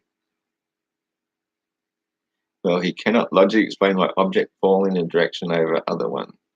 That is ridiculous, lol. Totally delusional. I think you're right, Pete. It was literally Cavendish's goal to weigh the Earth. Check it out. Cavendish didn't exist. Well, I don't know. I don't even know that Newton existed. I mean, seriously. They say he invented his formula for gravity in 1666. Now, as I said on the video, on the live chat we did last week, how we were talking about 666, Newton invented his gravity theory in 1666. I was talking about the speed of the Earth going around the sun at 66,600 miles per hour while it's tilted, 90 degrees minus 23.4, 66.6 degrees. And apparently at that very time, there were 666 people watching. I mean, does it get any better than that?